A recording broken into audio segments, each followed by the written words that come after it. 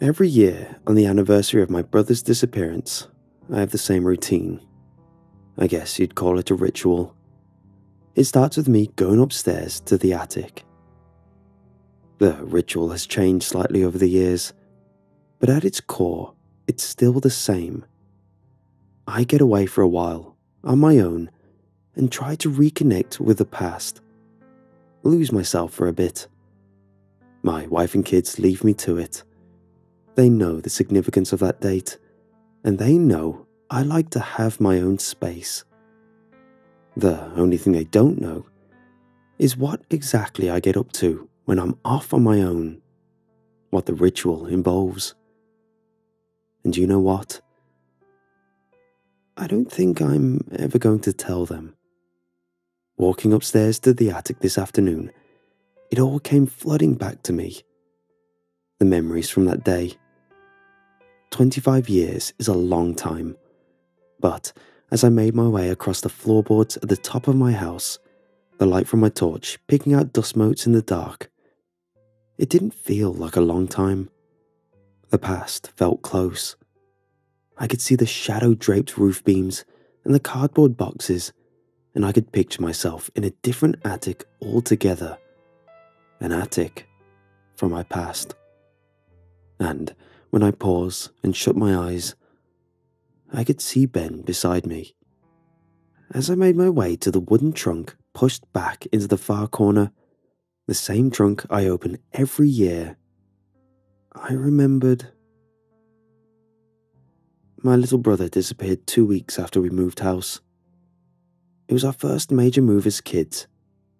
We'd grown up in a town, but for years our mum and dad had been desperate for us to live in the countryside. It was a dream of theirs, and not long after I turned 10, we finally managed it.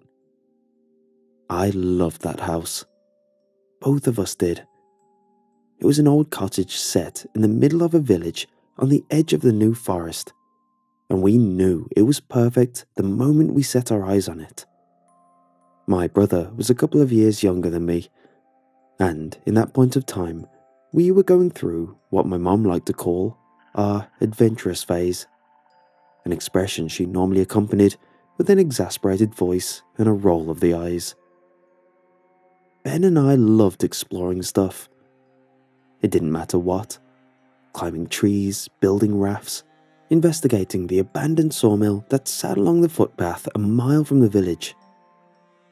As soon as we moved, we were in new territory, and we did our best to investigate it as quickly and as thoroughly as we could. But nothing held our attention quite like the house itself. The place felt like something out of a storybook. It was old. Not old in the same way our previous home had been, but old. Something from a different age. Exposed wooden beams ran across the ceilings. A giant fireplace took up almost the whole wall in the living room. The doorways were so low, our dad kept cracking his head when he forgot to duck through them. The house felt like it had secrets too. Black and white portraits of long dead people lined the walls. Their eyes seemed to track our progress when we walked by. Shadowy nooks and crannies lay in every room. The outline of a tiny door, inexplicably set halfway up the wall in the downstairs bathroom, lay behind damp and peeling paper. For two kids who loved frightening themselves and daring each other, it was heaven. And the main object of our attention quickly became the attic. We found out about the attic from Mr. Richards. He was our new next-door neighbour. Mr. Richards was a skinny, grey-haired man who lived on his own. To my brother and me, he looked about as old as the house itself, probably older. We were playing football in our backyard about a week after we'd moved in, and I can still remember the way his voice made us jump. "You boys explored the attic yet?" Ben had the ball, and I was going in for a tackle when Mr. Richards spoke. We both rose and spun around to find him, leaning against the wooden fence that ran between our gardens, watching us. "Yeah, We went up there on our first day." It was Ben who answered. Although Ben was younger, he seemed to have been born with a confidence I had yet to find. Although we did everything together, it was often Ben who came up with the ideas, and it was usually Ben who spoke to adults. "We helped our dad shift some boxes up there when we moved." "No, not that attic." Mr. Richards grinned at us, and I was mildly disgusted to see 2 of his front teeth were missing. "I mean the other attic. The secret one." He had our attention now. Ben and I walked a couple of paces closer to the fence, the ball forgotten behind us. Once again, it was Ben who answered. "How do you mean, secret attic?" Mr. Richards reached up a hand and scratched at the stubble peppering his cheek. The sun slipped from behind a cloud overhead, and he squinted his eyes at us. "What I mean is I've been in your house before. Knew the people that lived there before you. I know the layout, see? And let me guess, the attic you put them boxes in is through that white cupboard door in the hallway, the one above the stairs." Ben and I looked at each other without saying anything. Mr. Richards was right. We'd both been there on the day Dad had climbed up that little white door, balancing one foot on the banister before pushing himself up to reach it. We'd passed the boxes up to him, with the promise that he'd help us climb up so we could see inside too at the end. It had been disappointing. The space in the cupboard extended away towards the back of the house, but there was nothing inside but beams and insulation. Mr. Richards didn't wait for us to respond. "Well, that's not the real attic," he continued. "The real attic is above that one, and you can only get to it through a secret passageway." His grin widened, showing more brown teeth. He tipped me a wink. "Where's the secret passage then?" Ben's eyes were wide. He had the same look on his face he'd had when our dad told us about the abandoned sawmill near the village. A sort of hungry look. Mr. Richards tapped the front of his shirt pocket. He reached inside with his bony, nicotine-stained fingers and pulled out a cigarette. He placed it between his lips, then rummaged around in the pocket of his jeans for a lighter. As he bent to light the cigarette, he shook his head. "You boys got to be careful. That's what I think. Some places aren't meant for kids. Doesn't do no good to go poking around." "Then what did you tell us about it for?"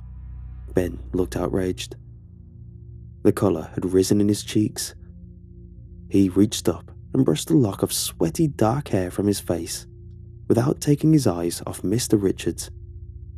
"We won't do anything stupid, we promise." Mr. Richards cackled. He held his cigarette away from his mouth and blew smoke through his nose.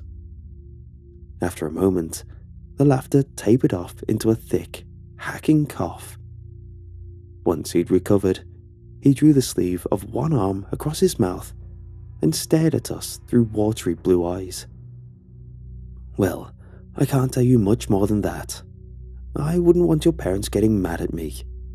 Of course, if I could tell you anything, what I might say is that some of these old houses are odd shapes and sizes. There are some places, for instance, that have these huge old fireplaces. Big chimney breasts too. If I were you, that's where I'd be aiming for. I'd be wondering if maybe there weren't some small steps running up the outside of that big chimney. Little brick steps inside the first attic, leading up into a hidden roof space." He took another drag on his cigarette and winked again. Ben and I looked at each other. We didn't even need to say anything. That's how it was with me and Ben. More often than not, we could communicate with just a look. That day, we'd turn around together to face the house, and we were about to go running for our front door when Mr. Richards' voice stopped us. I'd be careful though if I were you. I mean it." We paused and looked back at him. He took another drag on his cigarette and stared at us, the smile gone from his face. "Some of the places in this village have stories attached to them. Stories almost as old as the houses themselves. People that lived in that place before you said they heard things, noises in the night. Told me they'd wake up sometimes, and there'd be these sounds coming from the roof space above them, sort of like echoes." A gust of wind blew through the garden, making the trees rustle. Suddenly, all I could think of were those black and white portraits hanging in our hallway, the ones with eyes that seemed to follow you. "Oh yes, I'd be very careful indeed," said Mr. Richards. "Some of these houses have hidden places that no one's been to for years and years, and some might have doors that aren't meant to be opened."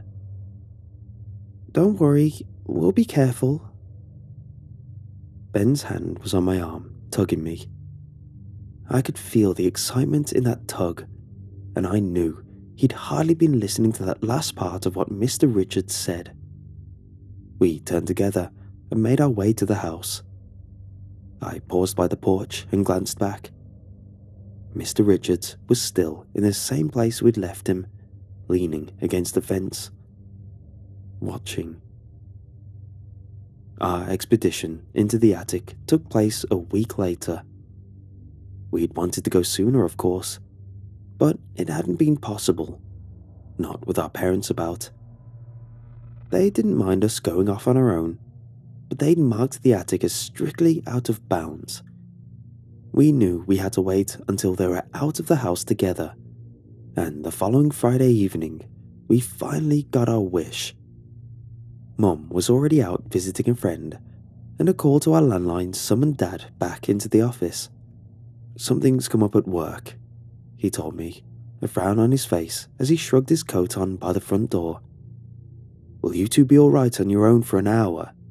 I shouldn't be long, and your mother's due back soon anyway." Dad worked as the editor for the local paper, and things were always coming up at work. It was a constant source of arguments between him and Mum, but while Dad disappearing to the office would normally fill me with a low-level anxiety I didn't quite understand back then, at that moment, it only excited me. It meant we'd finally have the house to ourselves. As I nodded and told him we'd be okay, it was all I could do to keep the grin from my face. 10 minutes later, my brother and I stood on the stairs below the attic's white door. This was the trip we were ready for. In an effort to distract ourselves from the frustration of not being able to find the secret attic right away, we'd spent the last week planning. Maps, supplies, a communication system. We had it all ready. By drawing a rough pencil sketch of the house, we worked out what Mr. Richards meant by the steps in the side of the chimney breast. The lower attic, as we'd come to call it, stretched from above the hallway to the very back wall of the house. It was the attic we'd already been in with Dad. It ran above the downstairs bathroom and parallel to the lounge. And what was the main feature of the lounge, which also happened to sit against the house's back wall? The fireplace. "So if I get to the end and look to the left, I should be right by where the chimney breast is?" asked Ben, staring up at the white door above our heads. "Yep, that's it. Mr. Richards said brick steps run up the outside of the chimney. He said those are the steps that lead up to the attic at the very top of the house, the secret one." I stood on the step beside Ben and followed his gaze to the door above our heads. "Sure you want to do this on your own?" This was the main problem we'd come up against early on in the planning stages. No matter how many different ways we tried it, we couldn't figure out a way for both of us to climb up into the attic together. Whenever our parents were out of sight, we tried everything we could think of, lifting each other up, balancing on the banister, trying to stand on top of random objects we'd placed on the stairs. Nothing worked. Because of its position above the staircase, reaching the door to the attic was awkward. It was okay when our dad had been up there, because he'd been able to reach down and haul us up. But for two kids, who were barely 4.5 feet tall, the process was a nightmare. In the end, the only way we'd been able to manage it was by Ben climbing onto the banister and me boosting him the rest of the way by locking my hands together in a foothold. But once he reached the doorway and pulled himself through, we knew there'd be no easy way for me to follow him. Staring up at that door, Ben brushed his dark hair from his eyes. His face was fixed in a determined expression I'd seen plenty of times before. "Sure," he said. "You got your walkie?"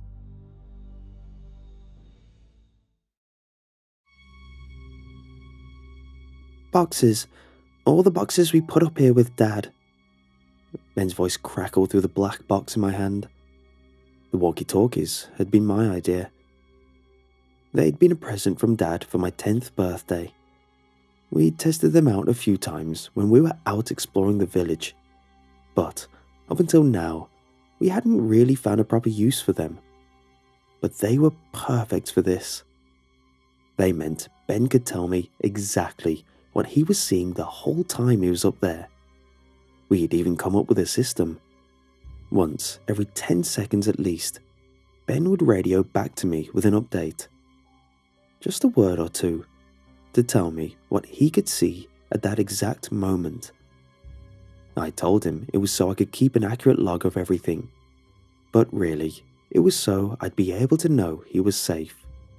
From my vantage point at the top of the staircase, I could just see into the open white door above my head. The darkness glowed with a beam from Ben's head torch. I pressed the button on my walkie. "Can you see the back wall of the attic yet?" "No, not yet. I'm just getting past all the boxes.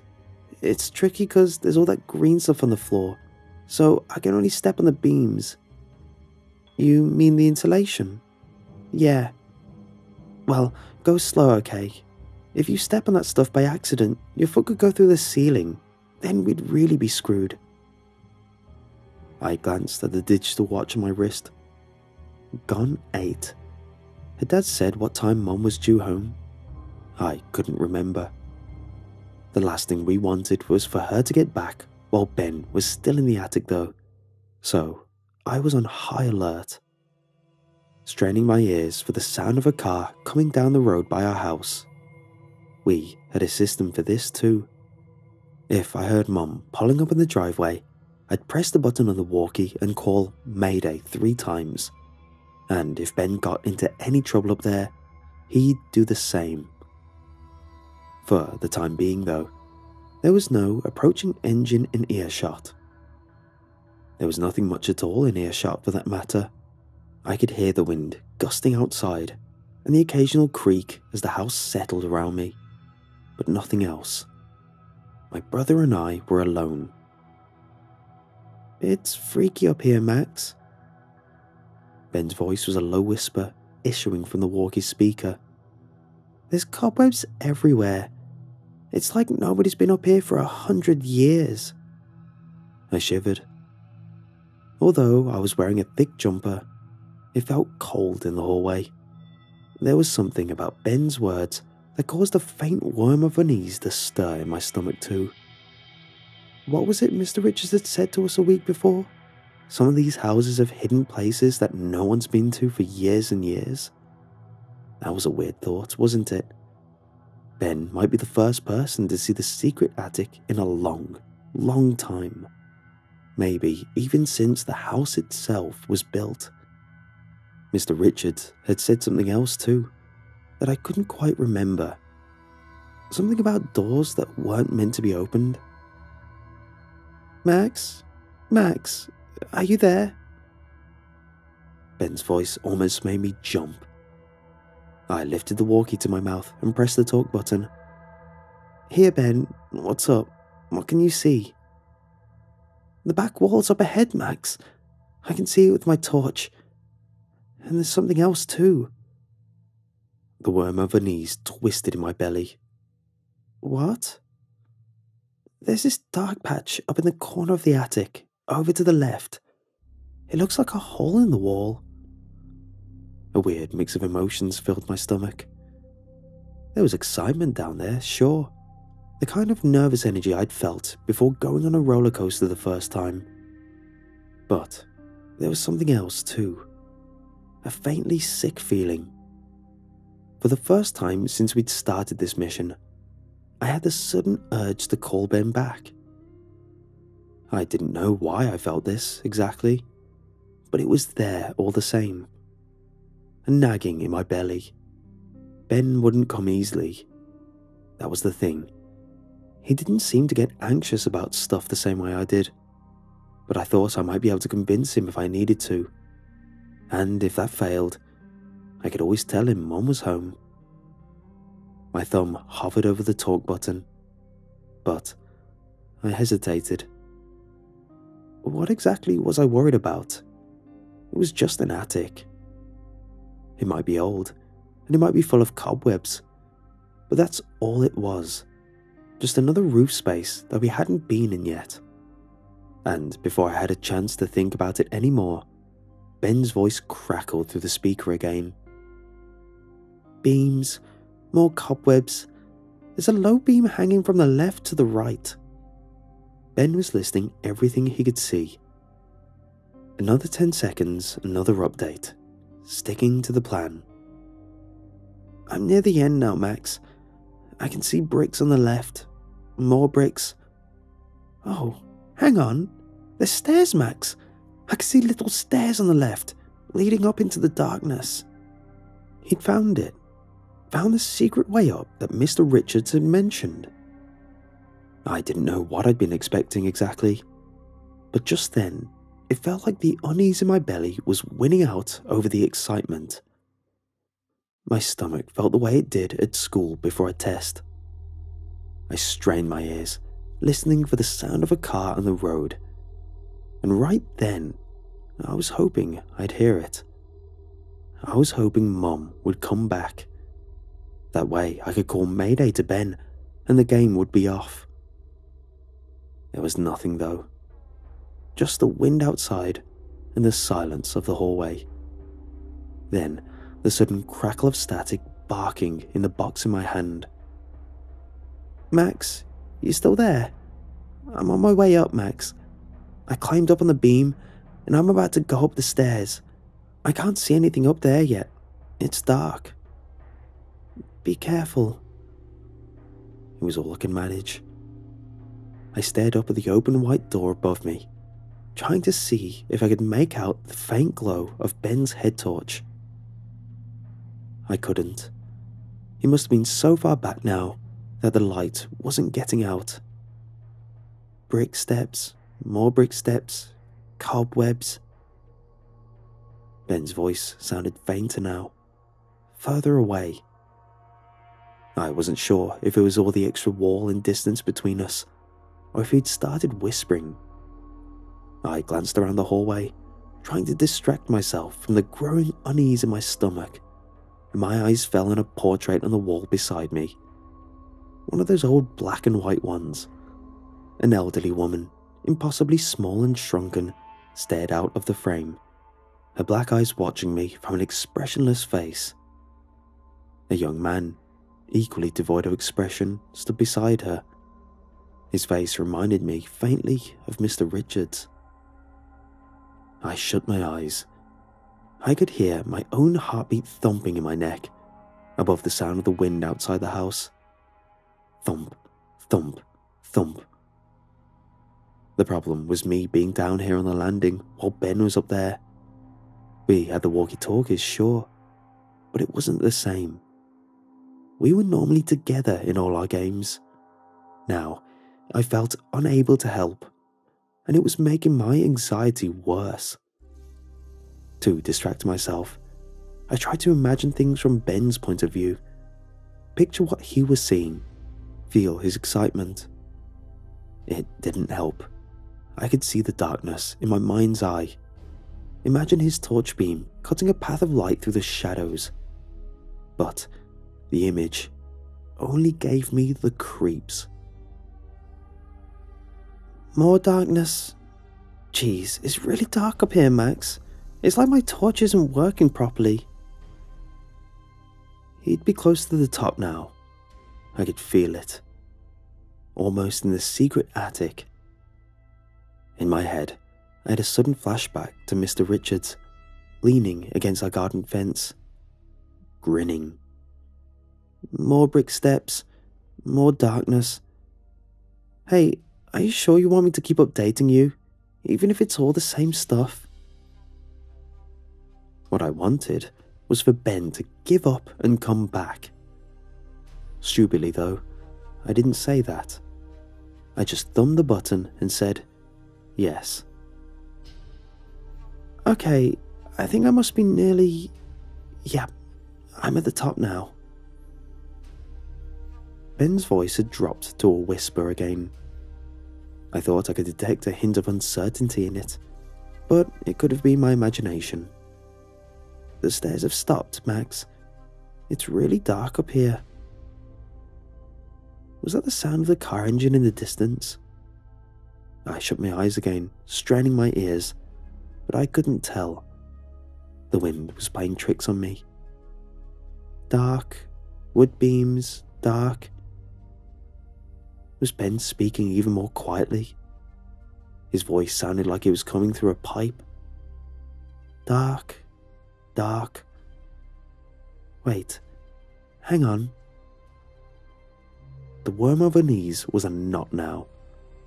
It felt like something alive was moving inside me. Max, there's something here, up ahead. A car engine. Yes, I could hear it now. Over the wind. There was no mistaking it. There's a door, Max. Ben's voice was ragged and faint, and I could no longer detect the excitement in it. Now all I could hear was the fear I felt myself. It's in the middle of the attic.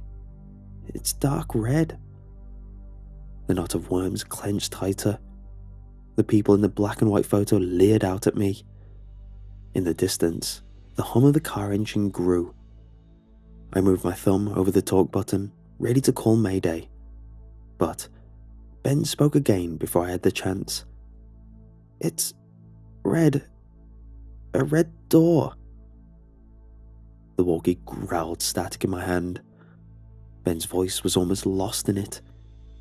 His next words were the last full sentence I ever heard him speak. I'll keep my thumb down as I go through it. Ben, no. Ben, no, don't. Mayday, Mayday. I hammered down the talk button and yelled into the walkie. But it didn't work. Static still crackled through my speaker. Mayday, Mom's here, Ben. Come back, Mayday. Time seemed to slow down. The thing I remember most about what happened next was the sound. 4 sounds, all blurring together into one. There was the bass drum of my heartbeat, high up in my neck, and the howl of the wind. There was the sound of Mum's car, drawing closer to the house. And there was the static. The static surged from the black box in my hand, and, for a while, eclipsed everything else. It was like my brother had walked into the center of a storm. The sound seemed to freeze me in place. I should have tried the talk button again, and I should have yelled at the top of my voice. Ben was only in the roof after all, wasn't he? But I did neither of those things. Instead, I simply stood there, the eyes in the black and white portraits gazing on as cracked noise blared from the box in my hand. There were words in that static. I don't know how much time passed as I drowned in that wave of sound, but I heard them. I heard my brother's voice. It was impossibly distant, and I had to press my ear tight to the walkie to hear it at all. But it was there. The ultra-faint whisper of someone speaking from a long, long way away. Dark, dark, dark. Looking back now, I think the words must have been every 10 seconds. I think it was Ben sticking to the plan, even then. Dark, dark, dark. Static surged and roared like waves. There were only 2 other words I heard Ben speak before the car pulled up in our driveway. Pink moon.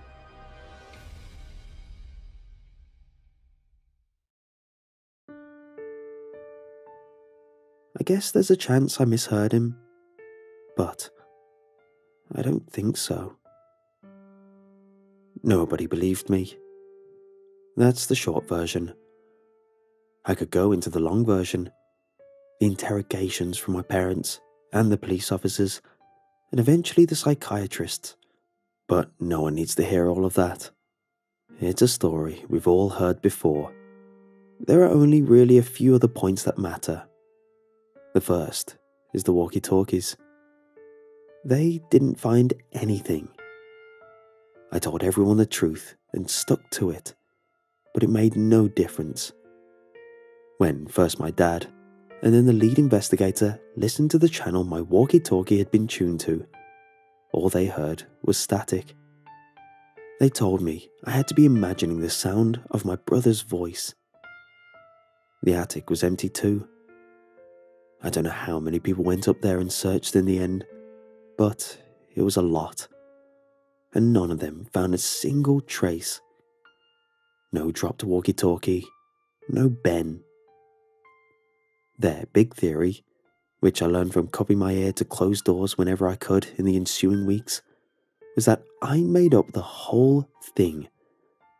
A defense mechanism, they called it. They thought Ben had been abducted, or he'd gotten lost while we were playing some game outside. They thought my mind had created the whole red door in the attic story as a way of protecting itself, shielding me from the trauma of whatever really happened. As for my own investigations, I only went up into the attic once. It was months later, after the initial investigation into Ben's disappearance had died down. The stairs in the chimney were there, just like he said they were, but nothing else. The secret attic was nothing more than an empty, open space in the roof. Dust and old bat droppings, but no red door. The last thing worth mentioning is Mr. Richards. He died. It was a month or so after Ben disappeared that I finally thought to talk to him. He was the one who told us about the attic after all, but I never got the chance. His granddaughter found him apparently. She got worried after he stopped answering his phone. I overheard my parents talking about it late one night, and my dad said he'd heard from Mrs. Roberts down the road that some things had been found in Mr. Richards' house. Some disturbing things. I never found out what that meant though, and it could have just been a rumour. They held a funeral for him in the village church, advertised it on the notice board. The poster they used had a blown-up photo of Mr. Richards when he was younger, in black and white. When I saw it for the first time, he looked familiar to me. But it was only later I realised how much it reminded me of the black and white photo on the landing of our stairs. I used to take the walkie-talkie everywhere I went. Everywhere. I carried it in my bag to school, slept with it under my pillow. I always had it in arm's reach. I learned to stop that though, over the years. It wasn't helping. I was spending so much time in that sea of static that I realised if I didn't take control soon, I might just drown. So now, I ration myself. Now I have my ritual. Every year I go upstairs to the attic of the house I currently live in with my wife and kids, and I retrieve the walkie-talkie from its locked wooden trunk, find the old channel. Then I close my eyes and let the static wash over me, and I listen for my brother's voice.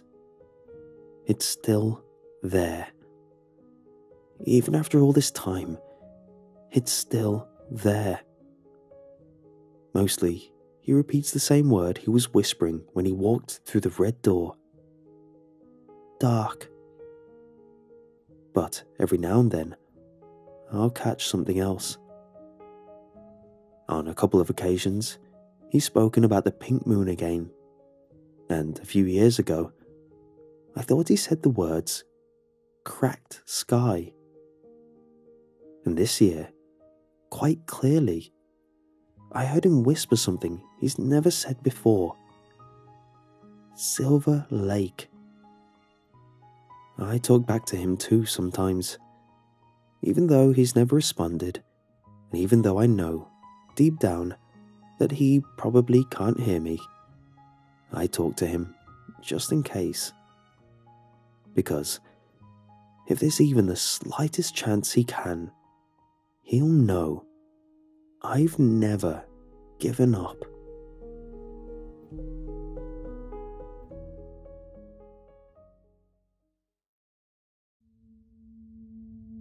I've tried most of the summoning games and rituals that you can find across the web or on Reddit. Games like the Midnight Man or the Elevator game, as well as the more ritualistic ones like the Dark Reflection Ritual or the Three Kings Ritual, even the silly Charlie Challenge. None of them gave me what I was looking for. That is to say, none of them worked like they were supposed to. At least, not for me. I mean, sure, some scared me more than others, but after the adrenaline of the unknown wore off, I found myself and my friends just staring at each other in the dark. We gave in to our own fears and would make up scenarios of, oh, what if this happened, or what if that happened? Most of it was scary in a fun way, but it wasn't real. Then I found the What If Man. I had seen a couple different postings and threads, all with similar titles like, what if I found him at midnight? Or asking what if I stayed with her. There were several others, and the words what if were always either capitalized or in italics. Sometimes the words would have a strike through them. Whatever the difference was, it was only on the words what if. So I began to track every post and comment and video I could find. I began to search for the source video or post. You know, the one someone originally made as a creepypasta and others elaborated on. That is, after all, how the infamous Slender Man began. The problem was, I couldn't find the actual source video or post. Granted, I'm not exactly a hackerman type. I still know how to use a computer and compare the dates to find the earliest one.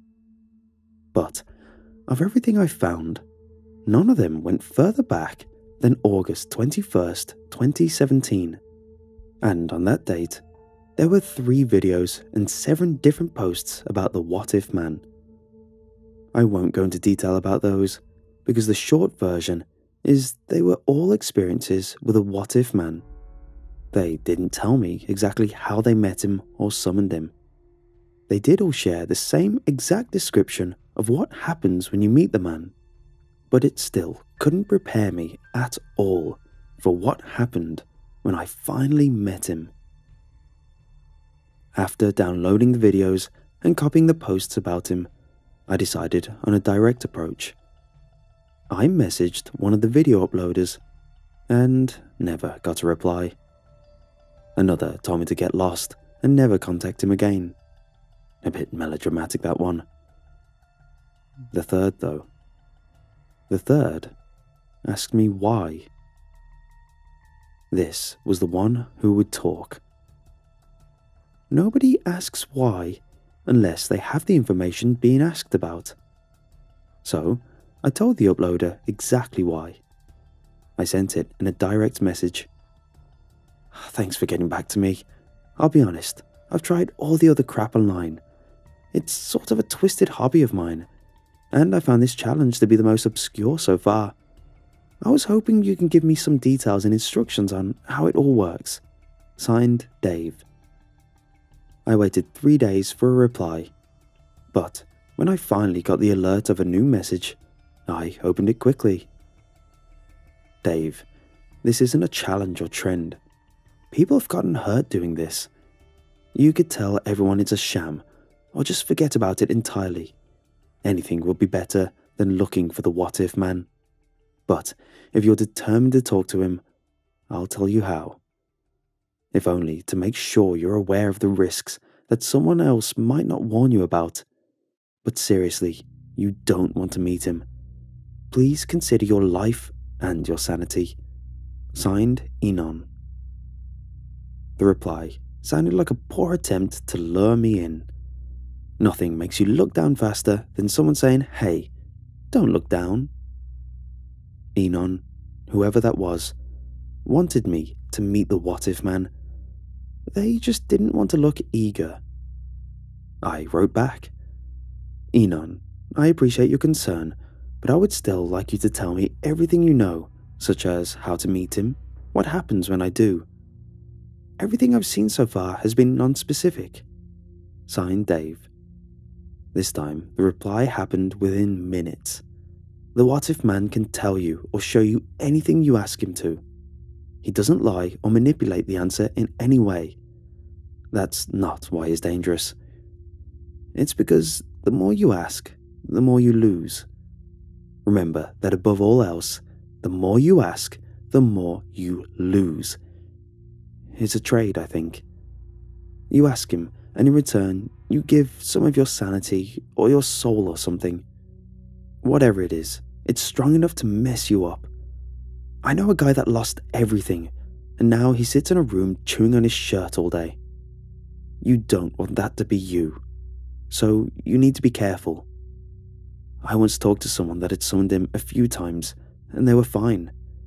But someone else asked him too much, and they killed themselves shortly after. This is your last chance to leave it be. Signed, Enon. What he or she was telling me was very generic to these types of games. I've heard of everything, from abduction to insanity to time travel even. As I said before, I've done all the games before, and nothing ever happened. So, of course, I replied again. One question.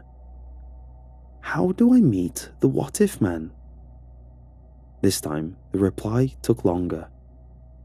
I checked my phone every few hours, and whenever I got a notification that wasn't a reply, I grew more and more anxious and irritated. I was lured in and at the edge of my seat for a week before I got my answer. Dave, I don't want to hear about your experience with the what-if man, if it works or not. I am asking you in return to delete all of our communication logs and forget everything about me. I should have dropped this account years ago anyway. I guess I was waiting for someone to come along so I could do this one last time. Either way, this will be the last message you receive from me. The instructions. The what-if man can be anyone. It's not one singular entity or shape. I don't know if it assumes the form of a man or takes over a man. Either way, he could be anyone. And you'll know who he is by the reply he gives you. At exactly midnight, you must have a foot on each side of a doorway. It doesn't matter if it's your home or office or a motel. Any doorway. Start at 11:59, and while it's midnight, you leave the doorway. Several people can do this, but only one person who takes the first step can ask him questions. Walk any direction on the nearest road or sidewalk. Sometimes it comes quickly, and sometimes it takes a while. You'll see someone walking towards you. It could be someone young or old, or even walking a dog. As this person gets close to you, you ask, "Are you him?" Loud and clear, You can start with hello or excuse me if you'd like, but the first question you must ask is, are you him? If the person doesn't reply at all, then you need to go back to the doorway right away and get inside. Don't stay outside and don't go anywhere else. Honestly, I'm not sure why. I don't know what happens. If he asks, what if I am? Then you've done it. If they say anything else, then you've done something wrong and it's just a stranger. If he asks, what if I am? Then he will stop walking and wait for your questions. You've got him. He will only answer questions beginning with, what if? And if he can't tell you the answer, then he will look directly into your eyes and show you the answer. You won't feel the trade at first. It takes a few days, so you must be very careful how many questions you ask. It takes more or less from different people. You won't be permanently changed if you don't go over the limit. You'll just have migraines and maybe high anxiety for a few days. But every time you go back to him, it costs more. So again, be careful. And when you're done asking questions, thank the what if man for answering your questions, then you leave him and don't look back. Good luck, Dave. Whatever information you share with others is on your own. It's your burden. Signed, Enon. I read the reply another time, really absorbing the instructions. I copied the instructions to a new document, printed out a copy to hold, and reread at my leisure. And, as part of the bargain, I deleted the message thread and Enon's contact. Probably a useless action since Enon said they wouldn't be using the account again. But I'm an honest man, and it was expected of me. Frankly, it sounded so basic, so plain. Nothing like the Three Kings ritual or the elevator game that takes time and items and faith. No, this was just simply go outside and meet someone. Meet him. I wasn't sure if I would drag my friends into this one. It's something I could easily do alone. Looking back, I should have brought someone with me, at least for the discussion after. Either way, that was before I knew what I know now. I guess that's kind of his whole thing. I knew that I was going to do it that night. I didn't need to prepare anything or buy anything, so why not? It was already 6 p.m. when I read the reply, so I had time to go get something to eat, and most importantly, think about what I would ask, or how many questions I would ask. See, I still don't know what determines how many questions a person can ask. I got my favorite fast food for dinner, a little bit of Taco Bell. I made sure my phone was fully charged, and to kill the remaining time, I searched online for anything else about the what if man. This is where things began to turn. I couldn't find anything. Nothing at all. No videos, no posts, nothing I had bookmarked before, and not even my downloads that I saved to my computer. I couldn't find a damn thing about the what if man. It didn't make any sense because Enon didn't post anything else, so he couldn't have deleted them. And not only that, but whatever goes online stays online. Except this. After I exhausted my search engines, I decided to make a quick list of what I would or should ask. It was 11:30 now. I eyed the door eagerly and wrote down a couple questions. I'll list them here. What if I had stayed in college? What if I had not broken up with Jenna? What if I had $1 billion? What would that be like? I wondered how the question in a question would work. What if my father hadn't died? That one I was most curious about, but also the most nervous to write down at all. I looked up from my writing to see that it was already 11:58. I put the paper in my pocket and opened the door, placing 1 foot outside and 1 foot inside, with my nose facing the door frame, trying my hardest to line up perfectly down the middle. I held my phone to my face and watched the clock. Luckily, I lived in the elderly part of the apartment complex, so most of my immediate neighbours were asleep. Something I hated at first, knowing that everyone my age was living on the other end of the complex. Apparently, the apartment manager had tried to keep the age groups together to keep an eye on everyone, but for whatever reason, I got the short end of the stick.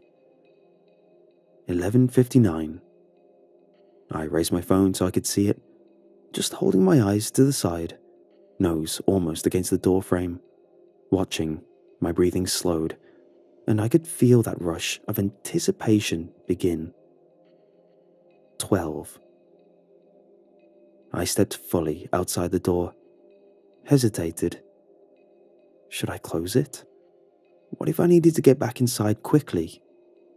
I didn't want to ruin this chance, so I left the door open and walked casually towards the sidewalk. I never even considered which way I would turn, so I instinctively turned right and began to walk. My eyes searched every window, every door, every shadow behind the trees. I looked for any sign of movement. I walked nearly around the entire complex. Didn't see a soul. I'll be honest, I felt a little foolish as always. Another internet game ending with nothing but wasted time. But no sooner had I given up than I saw ahead of me someone walking. Too far to make out any features, my heart began to race. The person was walking at a slow and steady pace, with a bit of a hobble. Maybe it was one of the older folks living around here on a midnight stroll. Or maybe it wasn't. Who I could now see was in fact a man, was now close enough for me to see his face. He wasn't elderly, and smiled at me as if to say hello. He was just ahead of me. He was beside me. My heart was thundering in my chest, and I blurted out, "Excuse me, are you him?" The man stopped walking, the smile still on his face. We looked at each other for what felt like minutes, and he just stared blankly at me, until finally he said it. "What if I am?" I felt my stomach drop and my lungs began to work excessively. I forced myself to calm down before saying anything else. "You're really him?" I muttered. He, of course, did not answer. He merely smiled at me, waiting for the proper phrasing. Shaky hands pulled the piece of paper from my pocket. Thank God I had brought it, because in that moment, I couldn't remember anything I was going to ask. I looked down, then back at the man. "What if I'd stayed in college?" I asked. He nodded, a bit absently, as old people do, then replied, "You would hate it. You'd be working hard hours for good pay, but at the cost of your social life and your connections. You would know every day that being a physical therapist sounds good in theory, but it's not who you are. But you would stay and work because you earn that job, whether you like it or not." I was stunned. Hell, that's an understatement. I was flabbergasted. Anyone could have replied with a generic answer, but he knew. The what-if man knew exactly what I was asking. I glanced at the paper again. The other questions seemed a bit irrelevant.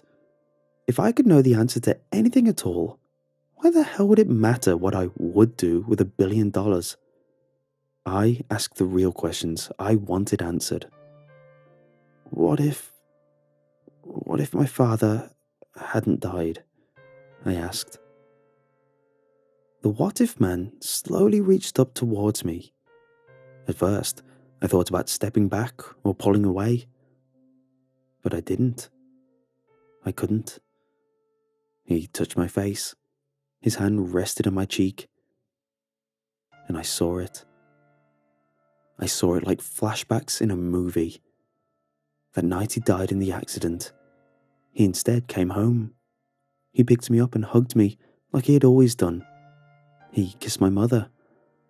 Next, I was a few years older. I stormed away from him and slammed the door. He walked up to the door and rested a hand on it, apparently deciding against arguing with teenage me. Next, he was at my high school graduation. Next, I was hugging him and congratulating him on... He was expecting another child.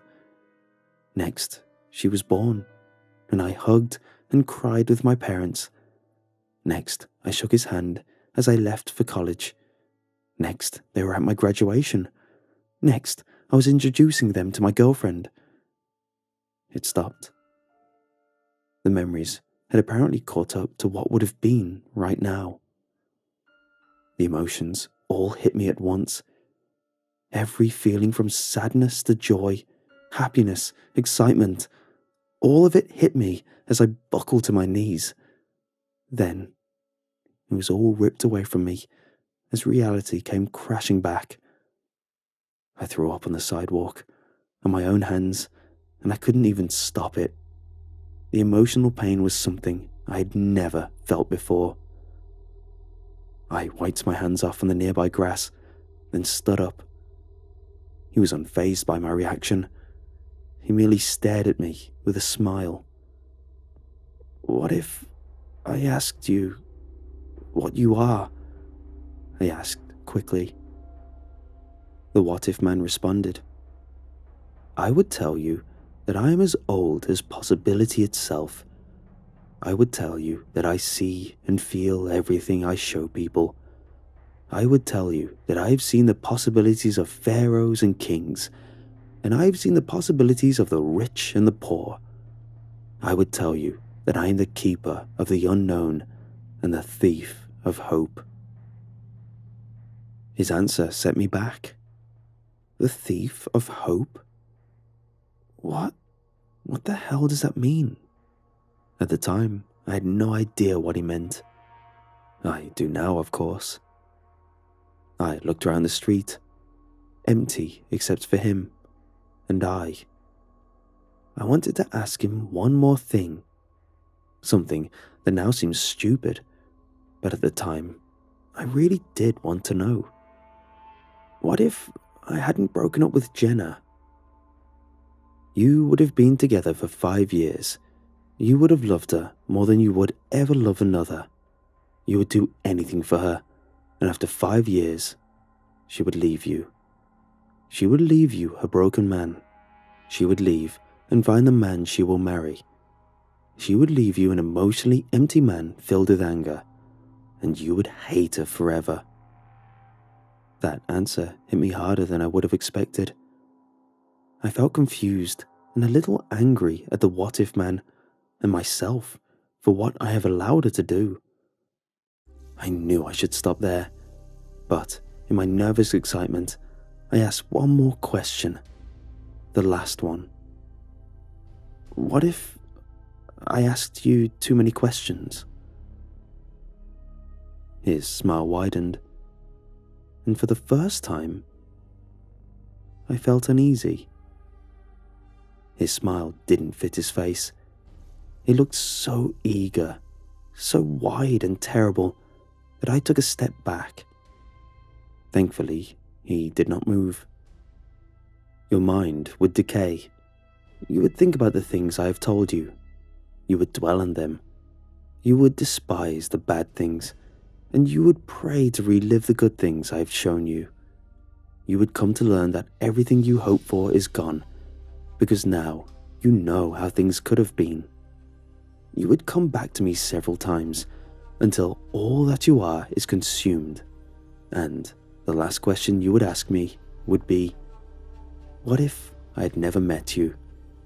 And I would show you your answer. His wide grin returned to normal, and he merely looked at me again. I took another step back from the what-if man. His response made me cold.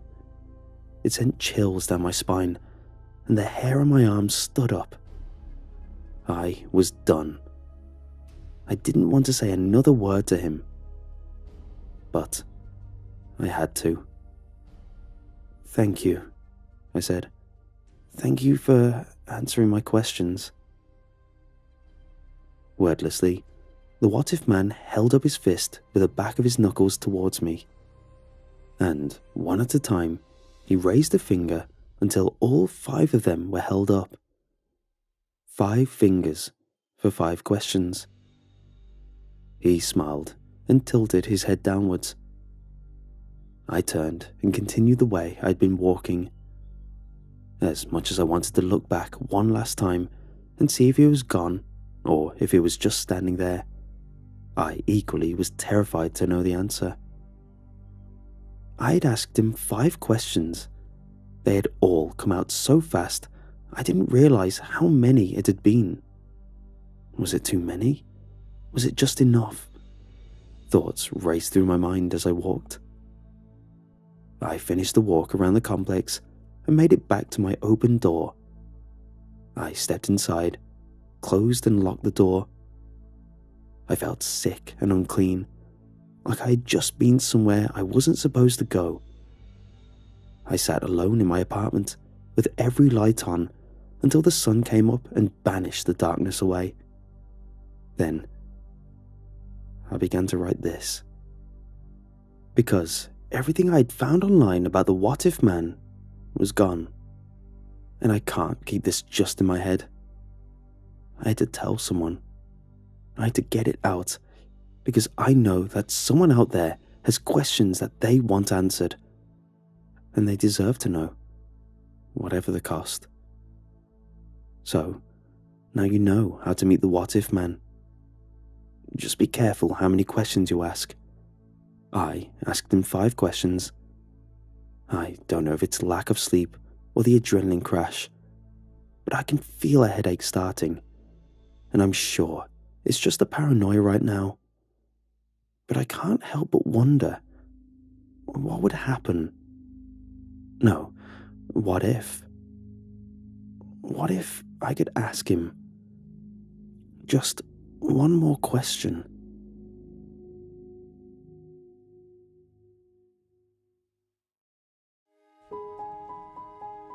A couple of weeks ago, I stumbled upon a strange post on 4chan's X board. The OP of the thread said he found some strange comments under random articles online. No one had reacted to the thread yet, so I decided to check it out. For as long as I can think back, I've been scouring the internet for weird and strange things. To be honest, I didn't believe there was much to it, but I was kind of bored. The comment itself was nothing but gibberish. It made no sense at all.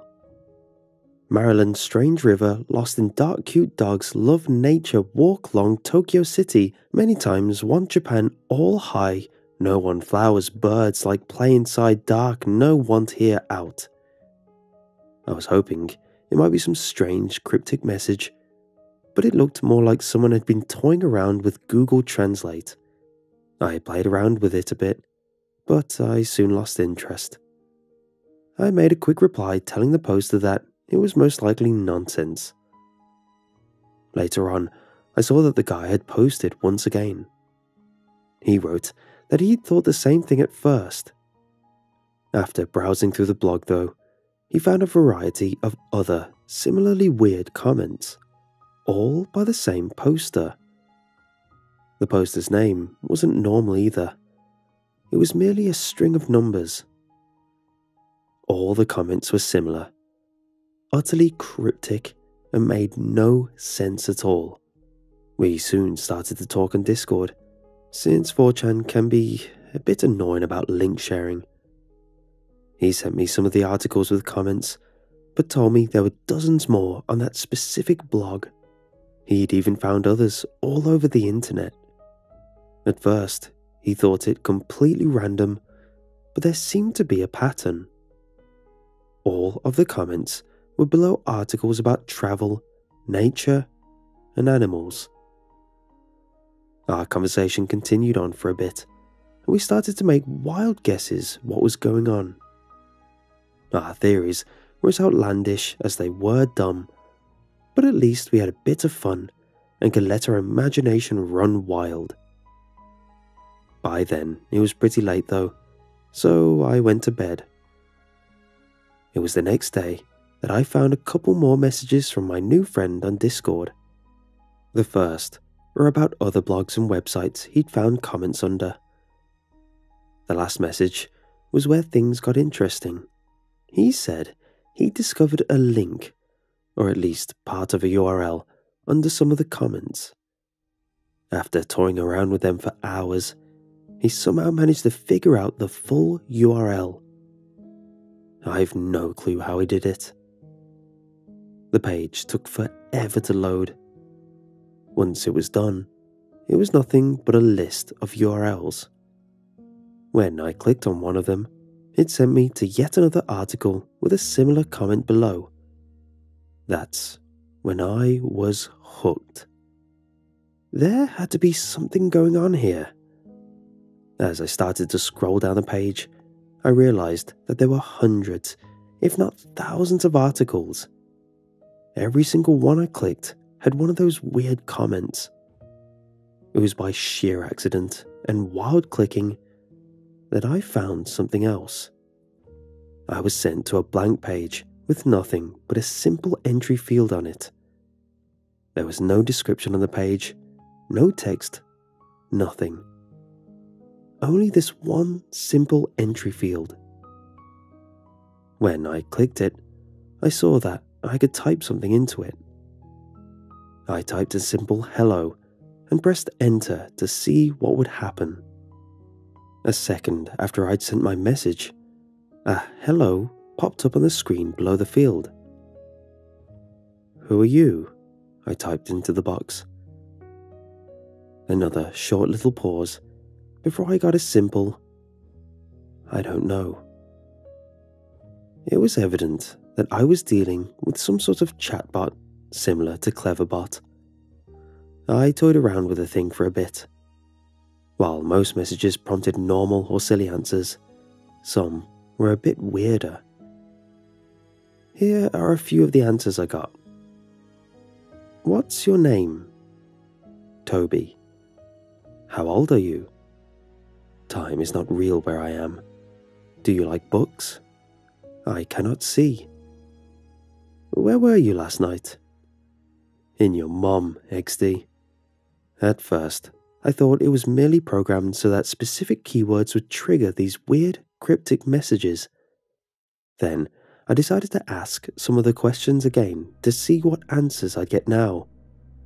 This time, they were different. "How old are you?" 9. "Where were you last night?" "In the dark." So far, it was nothing too weird. I reasoned that it was a less sophisticated version of Cleverbot. I asked a few more questions, but the answers were mostly silly and nonsensical.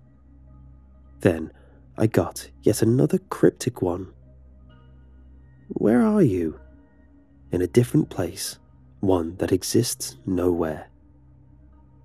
I really checked it off as a crappy AI, and that was it for me. There was one last reply though that sent a shiver down my spine.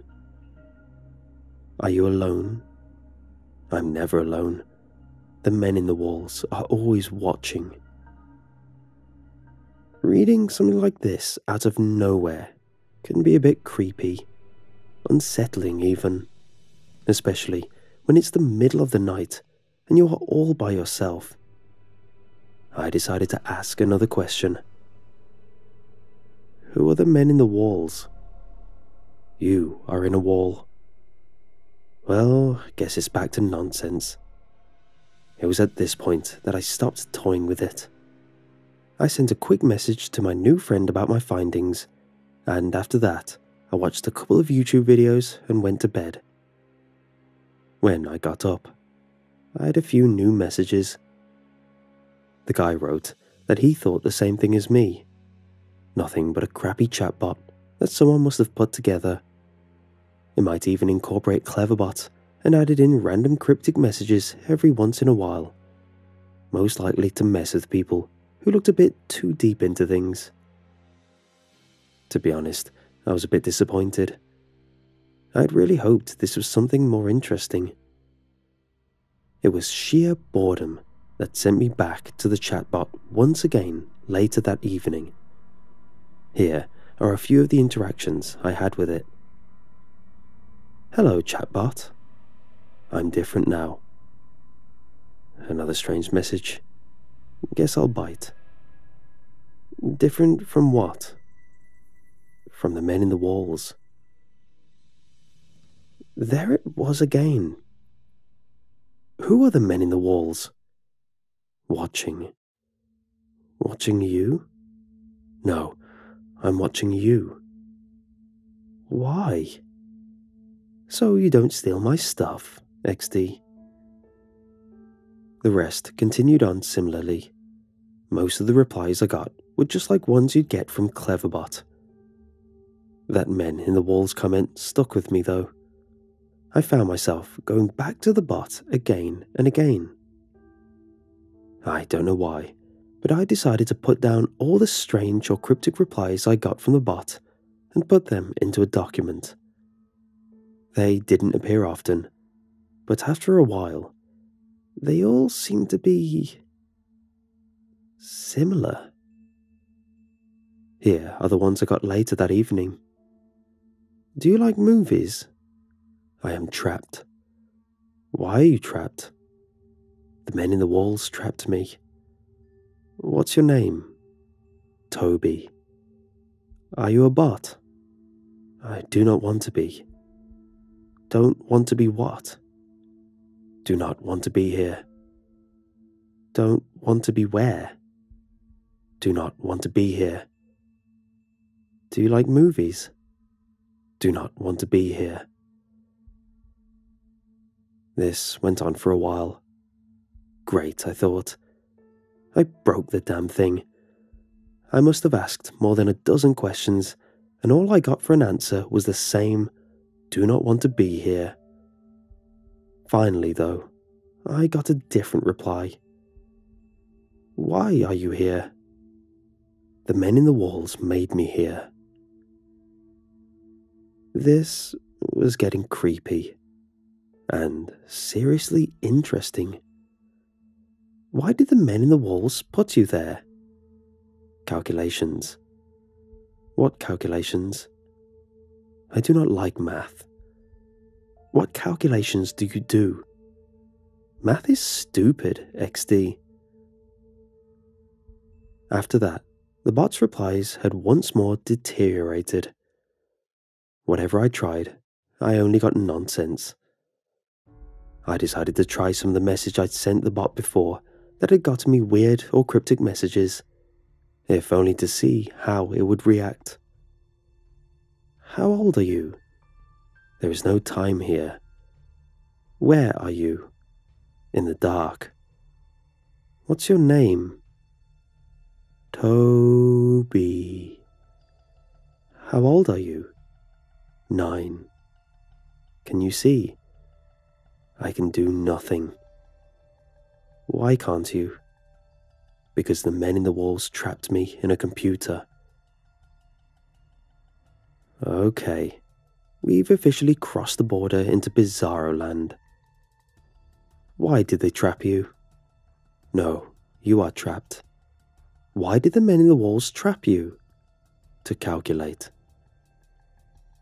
I sat there, reading through all the messages I'd sent so far, and I couldn't help but be creeped out.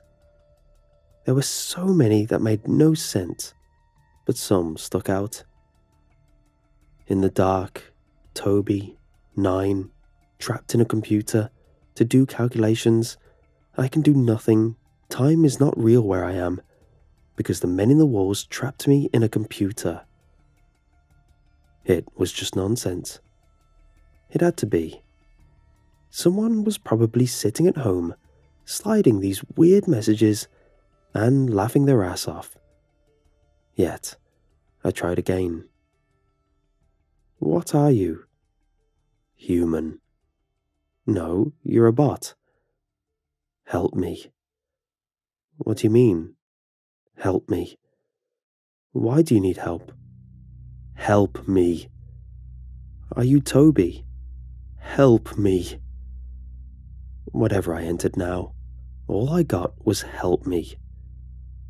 It was at this point that I closed off the page. I shook my head, yet I couldn't help but shiver. Someone was definitely doing a great job at scaring random people on the internet with this thing. That day, I sent my new friend a message about the weird messages I'd encountered on the chatbot. I didn't wait for an answer and went to bed. When I checked my messages the next day, I got one by him. Oh, interesting. But the bot seems to be gone now. There's only a message on the page that's saying the bot is discontinued, I read. After I read this message, I quickly opened the chatbot again. But he was right. The entry field was gone. Instead, the only thing on the page now was simple text. Thank you for participating in the testing of our new AI bot. Your data will be very useful in our further development. The version of the bot you used has been retired. We'll be happy to be back with a newer version in the future. Well, I thought, that's that. I closed the page, but something didn't feel right. Why the help me? Why all those weird messages? Had the bot learned it from someone else? I'd never triggered a reply like help me or I am trapped from Cleverbot though. I went back on the page that contained the URL list. I scrolled around, but as I expected, there was nothing new. Only the same old links. nationalgeographic.co.uk, wanderlust.co, nomadicmat.com, attackofthecute.com, and other similar pages. I slowly scrolled through them all. It was after almost an hour that I found a different URL that was buried between the rest of them. The domain name was weird, consisting only of random numbers and letters. I clicked the link and a new page opened up. At first, it was just a blank page again, but it was still loading. After minutes of waiting, the page finally loaded. I had no clue what it was though. It seemed to be a scientific document. As I scrolled through it, I had no idea what I was reading. There was so much scientific mumbo-jumbo. The little I understood made it clear that it was a document about AI programming. There were many chapters about topics like neural networks, game theory, and deep learning. As much as I tried to wrap my brain around it, I just couldn't. There was one part, though, that caught my interest. In the later chapters, the topic of man-machine combinations was mentioned. It talked at length about the process of combining the human brain with a computer-based neural network to create a more advanced AI. I read part of it, but it all read like a freaking science fiction novel. The more I read, the more my head started to hurt. When I reached the end of the document, I found hundreds of comments. The first one was from the beginning of 2014. All of them were written in a similar scientific fashion. Some mentioned different stages and iterations of some weird project. It took me minutes before I got to the current year. When I finally reached the end, I found one last comment, written just the night before. Help me. I stared at it for a long time. So many things were on my mind, but none made sense. I scrolled up and down the document again to read more of it. It wasn't long before the page refreshed itself, and I got a 404 page not found error. When I tried to re-access the link list, none of the links seemed to be working anymore. When I refreshed the page, I got the same result: 404 page not found. The same is true for the page of the chatbot now. I don't know what I stumbled upon there. I don't know if I stumbled upon anything there at all. That's why I'm writing this down. Maybe some of you can help me make a bit more sense of it.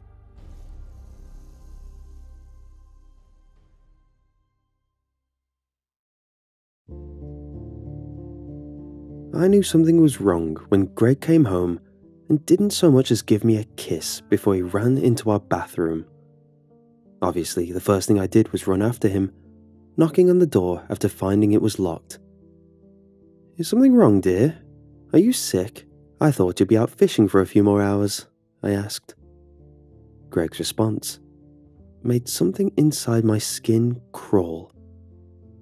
"Everything's all right," I heard his voice respond in a tone far too chipper than the look of sheer panic I saw on his face when he sped past me. "What's for dinner tonight?" What did you catch?" I tested the doorknob, finding it locked. "Oh, I'm sorry. Didn't catch a damn thing." Greg gave the most hollow laugh I've ever heard. "How about you make some of your delicious lasagna? I've got quite the appetite." "Is everything okay in there?" I gave the doorknob another pull, only for Greg to pull it open a few inches and poke his head through. Everything about his expression was wrong. His smile was as wide as it could physically go, but his eyes were filled with terror. "Everything's fine," he said before slamming the door again. I wasn't born yesterday. Something was very wrong, but I chose to get dinner started instead of pursuing the matter further. He looked alright, except for his eyes. I figured he might have gotten sick from pounding too many beers at the lake and just didn't want to tell me, even if he went about it in the most unsettling way. The lasagna was in the oven when I went to go check on Greg again. He was still barricaded in the bathroom. I knocked before saying, "Greg, do you need something?" I heard a muffled sob before he responded. "Everything's fine. Are you making green beans too? I am famished." Now I knew this was something more than just some bellyache because of cheap beer. I grabbed a pin off my side table and began prodding at the lock. "Greg, you're not fine. Whether you like it or not, I'm coming in," I snapped. "No, please. It smells like a sewer in here. You really don't want to do that. Stay out. Go make dinner like a good partner. Greg, you better hope you're dying, because if you accuse me of being anything but a good husband..." I felt the lock pop and I shoved the door open, taking one step inside before nearly slipping in a puddle of blood. My partner was sitting on the toilet, clutching a dripping razor between his fingers. His lips were cut and oozing red. His right cheek slashed open to the molars, giving him the most sinister of exaggerated smiles. I gasped, running to his side. "Greg? Jesus Christ, what happened to you?" Greg dropped the razor, and with a distorted scream, he grabbed onto his lower jaw and yanked down to reveal what was inside of his mouth. It looked like some sort of bug. Silvery in colour, with spiny, thin legs burrowing right under his teeth. It had gotten a grip onto his tongue, swallowing it down right to the base. Just as I was finally getting a good look, Greg's mouth slammed shut, taking the tip off the 4 fingers that were between his teeth. Tears sprouted at the corners of his eyes as he dropped his hand, cradling his maimed fingers against his chest. "Oh my God, Greg, we gotta take you to the hospital," I said, although I made no attempt to get to the phone. What the hell was that thing inside my husband's mouth? "Dear?" Greg swallowed, his eyes leaking more tears. "Everything is fine. I think the lasagna is burning. How about you go tend to that?" I shook my head. "Is that thing controlling what you say?" Greg nodded before he made this pain gurgle, blood squirting out of his slashed cheek. Whatever that thing was doing inside his mouth, he was in the worst kind of pain. "Jesus Christ!" I picked the razor off the ground. "Can you open your mouth, or does it have control of that too?" He shook his head to the negative. Another splurt of blood came from his cheek, and Greg nearly fell off the toilet. It took all my strength to drag Greg into the bedroom. I finally managed to get him on the bed before I held up a finger. "I'll be right back. Don't you move a muscle," I said before I ran to the kitchen. I did take the definitely burned lasagna out of the oven before I grabbed a knife block and a wooden spoon. When I got back to the bedroom, Greg was looking pale, his unmangled fingers clutching onto the quilt so tight I swear it was going to tear. "All right, we got this, dear. We've been through worse, right?" I lied as I set down the knives. "You dick, don't you cut me!" I flinched as Greg screamed at me, bloody spittle landing on my cheek. "And you know Greg would never call me a dick. Do you even know my name?" I said as I started going through my knives. Butcher's knife wouldn't be precise enough. Wasn't going to take the risk of accidentally killing Greg while cutting this little parasite out. "You don't need one. You just need to listen to what I tell you to do." What was worse was hearing this nasty filth coming from Greg's mouth. "And what you need to do is get the hell out of my partner," I snapped before I worked in prying open his mouth. It was harder than you think. I nearly lost my fingers twice before I finally got the spoon in there at an angle to keep it open. The creature inside growled as I picked up a steak knife and began poking at it. It writhed, and I heard an inhumane hiss before Greg's eyes popped wide open. He wasn't screaming with his mouth, but he was with his eyes. I bit my bottom lip until it bled as I began slicing through the legs it had embodied into his jaw. The legs were thin, no bigger than a piece of straw, so they cut pretty easily. I got through all the ones on the right side before the spoon snapped. I jerked my finger back in time to avoid getting my fingers chopped off. Greg chewed up the spoon in his mouth before spitting it into my face. "Go away," he growled. I sat back in my chair, shaking my head. "I'm not leaving until you leave Greg," I said. "Then we're going to be here a long time." When I managed to pry open Greg's mouth again, I discovered that the parasite had regrown its legs, once again inserted in Greg's jaw. He mockingly snickered as I let his mouth close.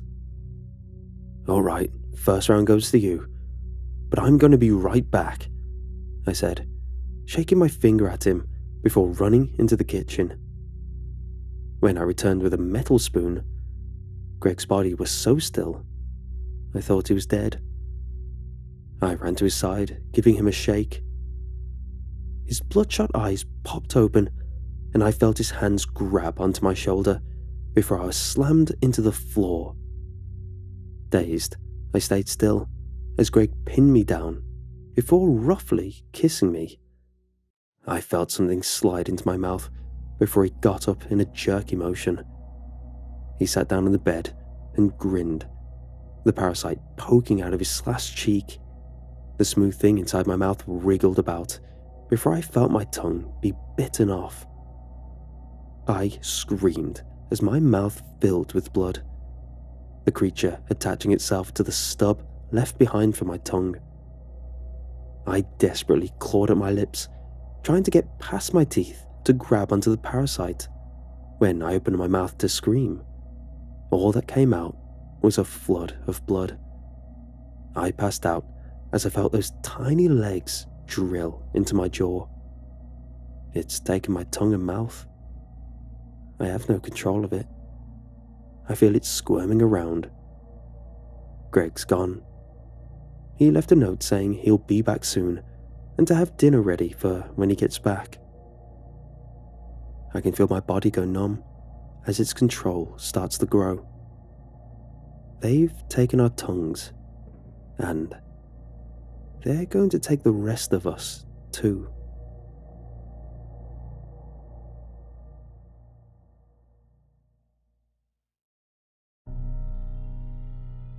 So recently, I've been reading all the spooky subreddits I could find, for reasons I'll get into, and it stirred up a memory that I can't believe I'd forgotten, of when I was about 6. I'd woken up in the middle of the night. It was after midnight because my mom had gone to bed. She always stayed up late back then, watching TV down in the living room. The house was silent, and the only light came from the street lamps outside my bedroom window. This huge arching behemoth. My room is located on the second floor next to the bathroom. Across the hall, right next to the staircase, is my mom's room. She always sleeps with the door open. Always. I don't remember why exactly I woke up. I didn't need to pee. I wasn't thirsty. The room wasn't too cold or hot, and I didn't feel sick or nauseous or anything like that. Just 1 second I was dead asleep, and the next I was wide awake. I remember having this unshakable urge to get up and go to the stairs. Not down the stairs to the kitchen for a snack, not to the living room to sneak a late-night woohoo show, as my mom calls them, or outside for a breath of fresh air. Just to the stairs leading up from the ground floor to the second. So, I did just that, and the most bizarre thing happened. I was suddenly filled with this unflappable confidence that I could just jump the entire staircase, 12 in total, and land unharmed at the bottom. I really don't know what got into me. Yeah, I was a kid, but I wasn't stupid. At least, not that stupid. I knew that falling down the stairs would hurt, and jumping down an entire staircase was practically impossible. Still, the stairs seemed to be calling me, and I just couldn't shake it. So, I did it. I jumped, and I floated right down the stairs like I was some kind of ghost, or had suddenly lost weight, or gravity wasn't working anymore. I landed unharmed at the bottom of the stairs on all fours. I remember laughing in amazement and climbing back up to do it again. As soon as I got to the top, though, I caught something in the corner of my eye that made me stop. A shadowy figure standing at the bottom of the stairs. I could make out the shape of a person. I thought my mom had gone to sleep in her room, but apparently she had fallen asleep on the couch and had woken up to my laughter or heard the stairs creaking as I climbed back up. She didn't move, just stood there watching me. So I said, "Sorry, Mom, I just wanted to jump down the stairs." And she replied, in a voice croaky with sleep, "I didn't see it. Can you do it again?" This foreboding feeling started to creep into my gut. I felt like I was about to get into trouble. I waited a second, then ran back to my room, back to my bed, and that was that. My mom never brought it up, so I didn't either. Years passed, and I guess I forgot about that whole ordeal. I've since gone to college and moved back home, partially due to student loans and the exorbitant cost of living in Denver, partially because my mom enjoys the company, and her place is damn nice. Nicer than any other place I'd be able to afford around here. What I'm saying is, I'm sleeping in my childhood bedroom again. For the first couple months, nothing too strange has happened. Unless you count my weird old lady neighbour, what's-her-face, meowing in the middle of the courtyard lawn at like 4 in the morning, or yelling at the poor dude who lives above her. Both stories for another day.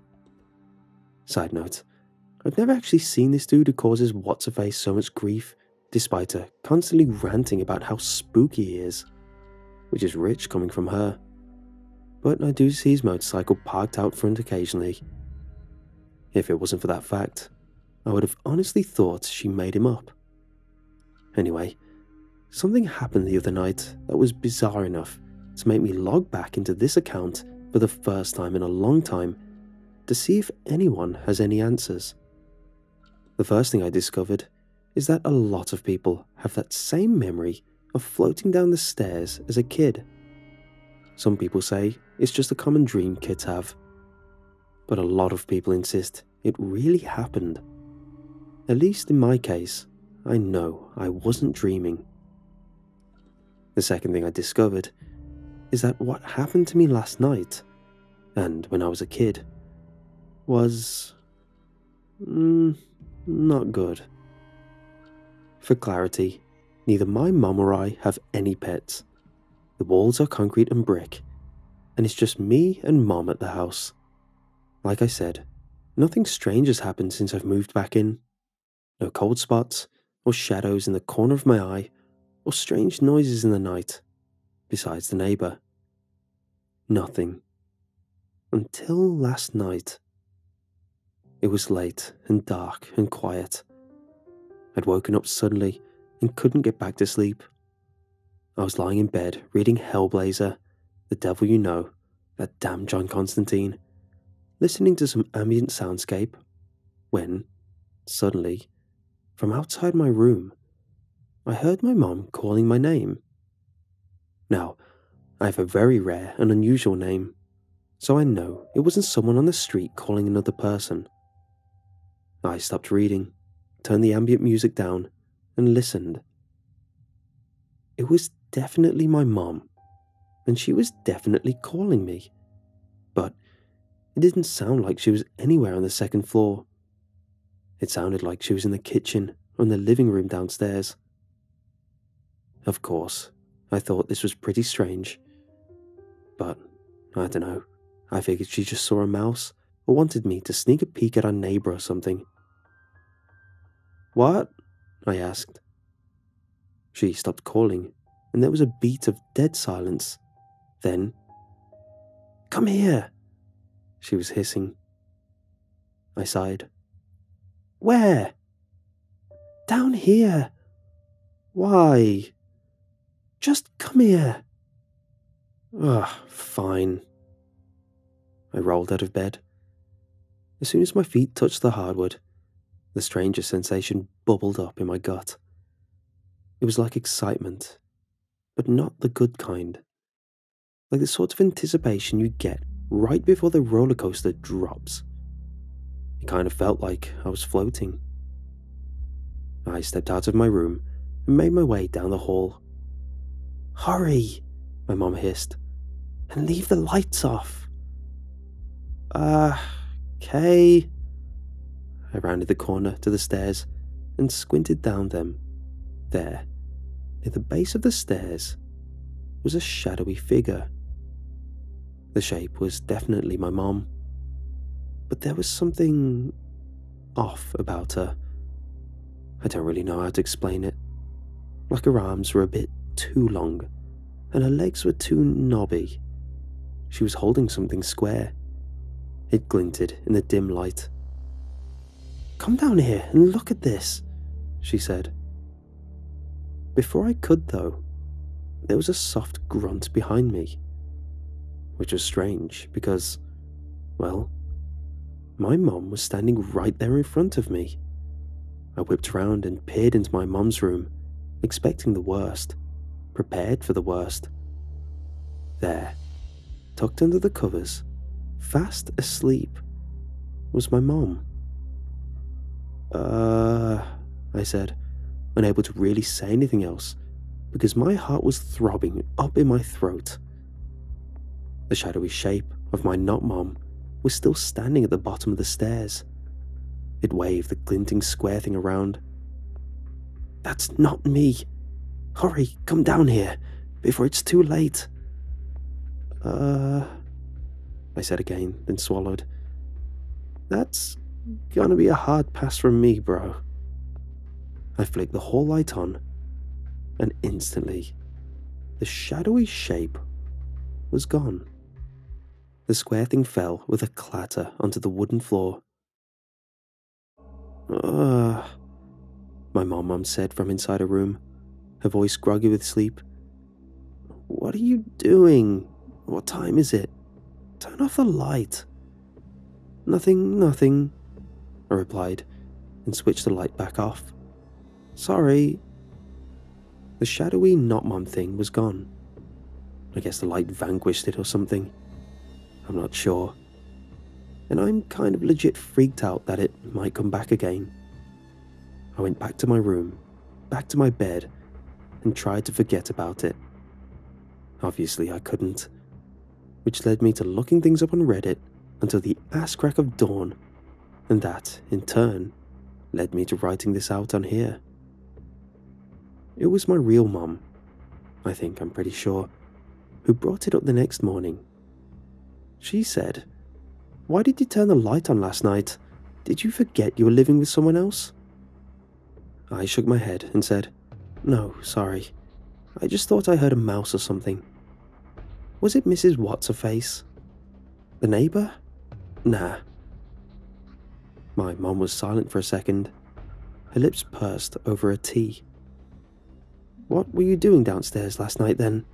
Were you spying on the guy that What's-her-face hates?" I froze, then replied, "What? No." She continued. "That's strange. I heard you downstairs. It sounded like you were crying or maybe laughing.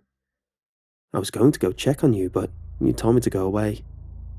"That's weird," I said. I took a sip of coffee, trying to trick myself into feeling calm again. "You were probably just dreaming." My mom looked at me incredulously. "What?" I asked. "I found that at the bottom of the stairs this morning." She pointed at something across from me. It was a picture frame. The glass was cracked down the middle. But that's not what made my blood run cold. I picked it up, not believing what I was seeing. The picture inside was of Mom and me, from around the time I have that memory of floating down the stairs. Both of our faces were cut out. "Is there something you're not telling me?" my mom asked, watching my face. "Is everything okay?" I looked up at her. "I didn't want to do this."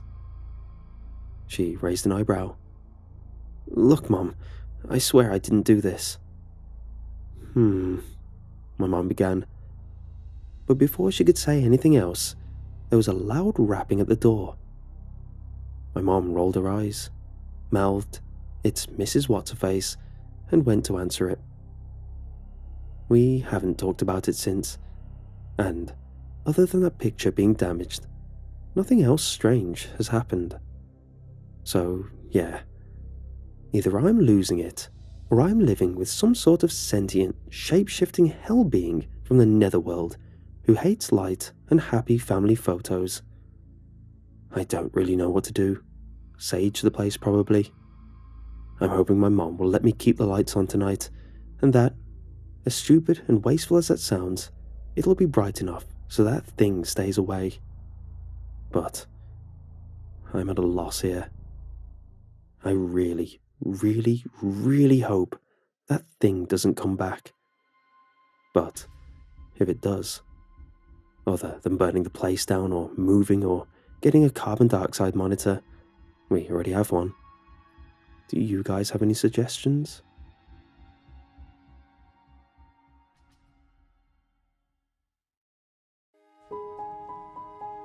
I remember the first time I saw the old Scuba Shack. We had just moved into town not 3 days earlier, and there it was, all by its lonesome, out on the back roads just north of the old high school. Flamboyant boyos and old oceanic ropes and lures hung in the windows, while the wooden sign carved for its namesake adorned the top frame of the entrance. The sight immediately struck me as odd, considering our small rural town was in northern Colorado, and at least 700 miles from the nearest ocean. There were a few small lakes not far away, but most of them were filled with muck and not used for recreational activities. I couldn't, and still can't imagine that a business that specialized in scuba gear could stay afloat out there. But it did somehow. Over the 12 years that I lived there, the Scuba Shack remained as it was the first day that I saw it. I never saw anyone maintaining the property or doing renovations. Never even saw anyone go in or come out of it. It was like no one in the town even acknowledged it was there.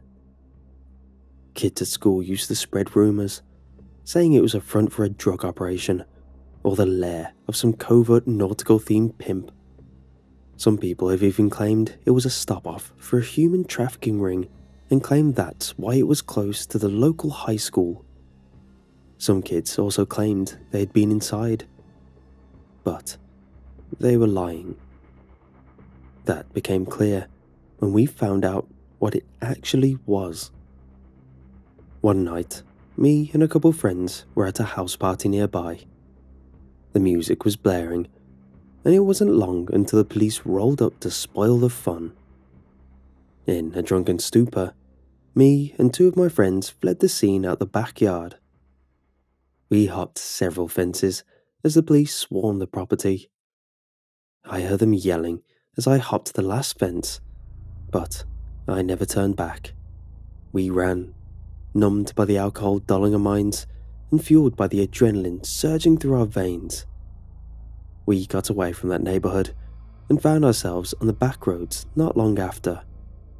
We began to joke and reminisce about the wild night, when a barrage of red and blue lights suddenly flashed on the road behind us. We booked it into the woods, desperate to escape the police and any trouble that may ensue. I already had 3 tickets for underage drinking at the time, and knew my parents would likely lobotomize me if I got another. The woods were incredibly dark once we left the vicinity of the streetlights, and soon enough we were stumbling our way around, using our phones and the full moon shining above us. The flashing lights drove right by us, but we continued deeper into the woods, knowing they were likely out for stragglers from the party. I didn't even realize where we were headed at the time, but I really should have. A while later, and we finally broke through the tree line on the opposite side of the grove. There, standing directly in front of us, was the one and only Scuba Shack, unoccupied and desolate as always. But something was different about it that time. The back door was cracked open. A car then pulled out a couple streets away, one that looked eerily familiar to the Crown Victoria models that the police in our town used. The 3 of us freaked out, and Tim shouted a command as the car started to turn in our direction. "Over there!" His arms outstretched and pointed towards the open door of the Scuba Shack. Without really thinking, the 3 of us rushed for it. My other friend, Carlos, was the last one in, and he quickly shut the door behind him. We all stood there, catching our breath as the cruiser slowly prowled outside. The headlights drifted through the building and illuminated the inside as we ducked in the shadows. The car finally pulled off a couple moments later, and the 3 of us took a moment to relax and look around. On the wall, there was an assortment of oceanic equipment. There were snorkels and flippers, masks, boogie boards and wetsuits. Pretty much anything and everything related to ocean leisure, entertainment and exploration was there. After all of the rumours I had heard about this place, I was a bit stunned to discover it actually appeared to be what the name suggested. Just a mom and pop store selling an assortment of water equipment. That struck me as really strange, because, as I said earlier, this was Colorado. We're not exactly known for our expansive oceans. A few lakes and rivers, sure, but I doubt anyone scuba dives in them. How the hell did they manage to even stay in business? "Oh damn, this is the Scuba Shack," Tim said with a chuckle, while gawking at a selection of boogie boards. The three of us looked around briefly as the lights on the police cruiser faded further down the street. "All right, let's get out of here," Carlos said, making his way to the door. "Hold on, dude," Tim countered. Carlos whipped his head around with an annoyed look. "What? Why?" "Scuba Shack, dude. I've heard about this place," Tim said, taking a look at the walls. "So what? If we get caught in here, we're screwed." It was Tim's turn to look annoyed then. "We're not gonna get caught. Cops are busy with a party. Don't you want to know what this place is up to?" Carlos shook his head. "They sell bathing suits and junk. Mystery solved. Do you really want—" Carlos spoke while stepping forward, but paused abruptly as a sound disturbed the argument. The floorboard underneath Carlos creaked in a way that the others did not. He looked down beneath him and cocked his head. He pushed his weight down, and it creaked again. "The hell?" Carlos asked as Tim and I stepped closer and tried ourselves. Sure enough, the creak continued. It sounded ridiculous, but my mind turned to a single theory. A false panel. I took my pocket knife out and began to pry around at the wooden panel. Moments later, it popped off, and I dug my knife underneath. I pried at it, and the woodboard popped upward and off the floor. Slowly, Tim and I moved the panel aside. Underneath, there was a ladder, dropping down a dozen feet into the dirt passageway below. I lifted my phone and stared in disbelief as the flashlight revealed a dirt tunnel. It was probably 5 feet wide and at least 10 feet tall. "Holy crap," Carlos muttered. Tim gave an excited laugh and bounced on his feet. "Dude, I knew there was something sketchy about this place," Tim said excitedly. "It's got to be a front for something," Carlos added as his jaw dangled open. "Something, man. This is some Jeepers Creepers vibes though," Tim said with a laugh. Carlos slowly approached and peered down the passage. All the colour seemed to drain from his face. So, who's going to be the first to go down? My question was almost rhetorical, and I really had no initial intention of acting upon it. Carlos and Tim both looked at me with a curious glance though, one which possessed less skepticism than I originally anticipated. I can't say why exactly we did what we did. Maybe the unquenchable curiosity or the drunken ambition that drove us on.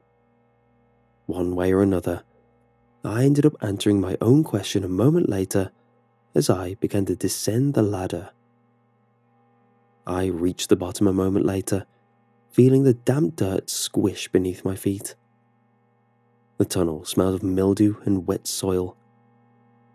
I shined my phone light, and my heart skipped a beat as I saw a door down at the other end. "What do you see?" Tim called down. "There's a door down here." "What, really? What does it look like?" Tim called back.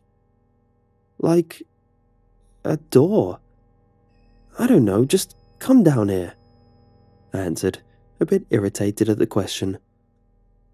Both of them hesitated, but after I teased them for being scared, they followed me in. Ugh, smells like ass, Tim said as he touched down behind me.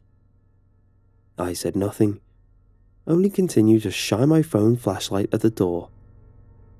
Damn, there really is a door, Tim said. Carlos seemed to tense up as he touched down, and a certain fear grew upon his face. Dude, I don't know if we should be down here. This could be like a drug mule tunnel for the cartels or something, Carlos said pensively. Underneath this ghetto-ass town, what would be the point? Tim shot back, and Carlos shrugged. Exactly, no one would suspect it.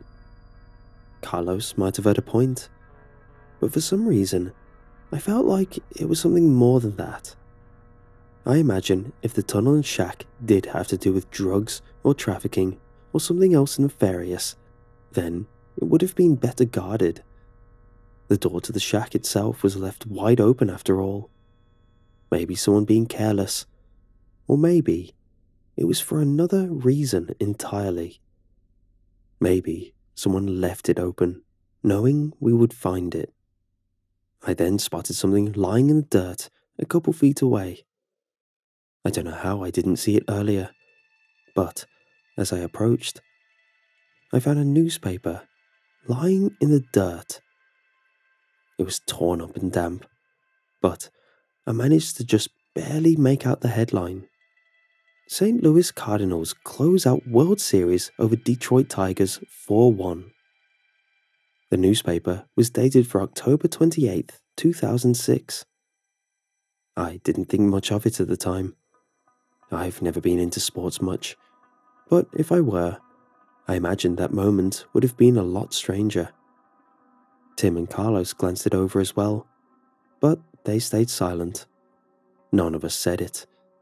But of course, we all knew that by that point, we couldn't just walk out of there without opening the mysterious door. The curiosity was too great to resist, despite the unnerving situation. Next thing I know, the three of us are walking towards it, without so much as another word spoken between us.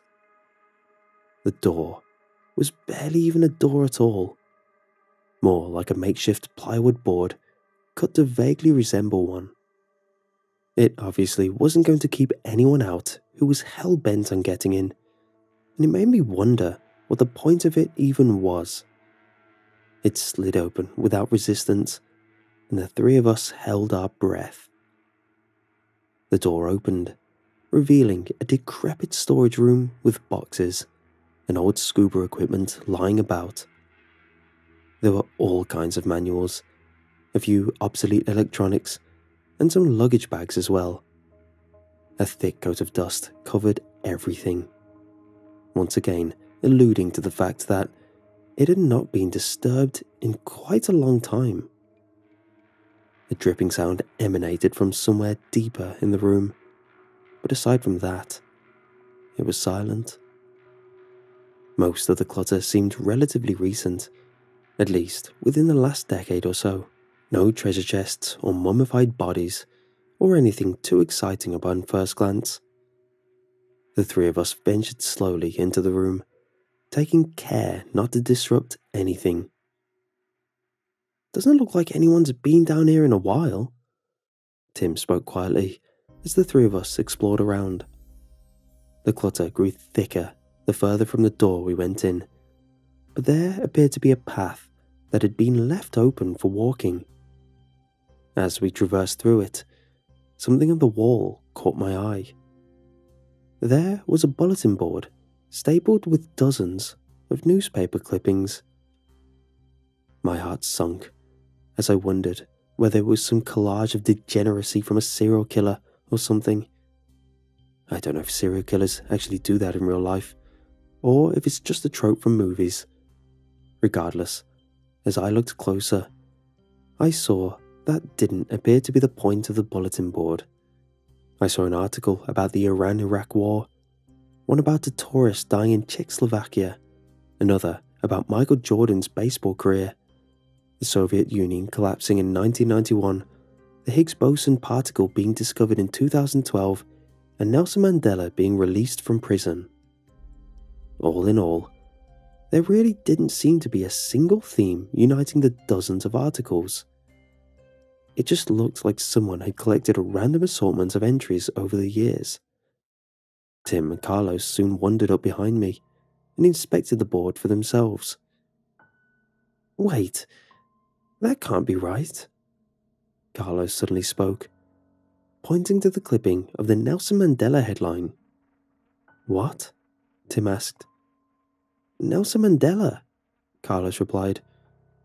"Who's that?" Tim asked. Carlos scoffed and shook his head. "That dude from South Africa, man. Weren't you paying attention in history? He's like, I don't know what he did exactly, but he was in prison for a long-ass time. But I thought he died there." Carlos eyed both of us, but neither of us really knew much about the event.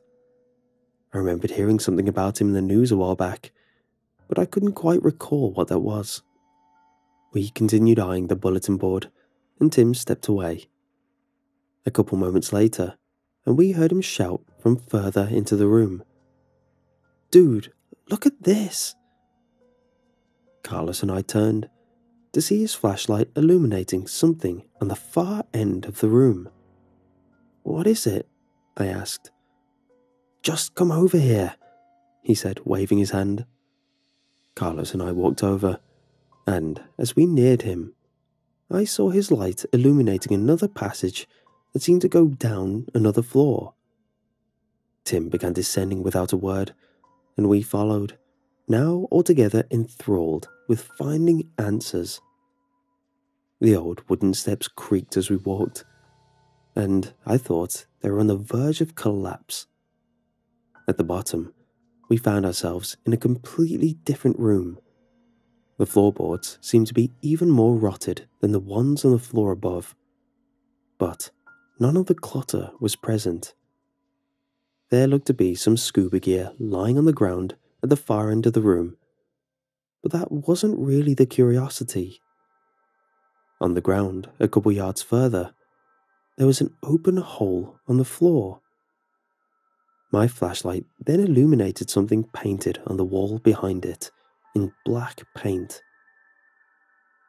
"Take the plunge," Carlos read out loud. "What the hell does that mean?" Tim asked. The three of us ventured nearer and cautiously peeked down into the hole. There was water only a few inches below it, black as oil and without ripples. As we inspected the hole, we found it wasn't a well at all, but rather that the entire floor which we stood was suspended just above a sort of subterranean lake. "I guess we know what the diving gear is for," Tim said with a chuckle. Carlos looked incredibly pale as he stared down at the water. "Who the hell would dive down here?" Carlos asked. I was wondering the same myself. I thought maybe it was some scientific exploration or something. But if that were the case, then where was everybody? Where was the security preventing us from getting inside in the first place? None of it made much sense, but the message on the wall was somehow unnerving to me. "Let's get out of here," I said, feeling suddenly very uncomfortable. Neither of them said a word, but I could tell they were thinking the same.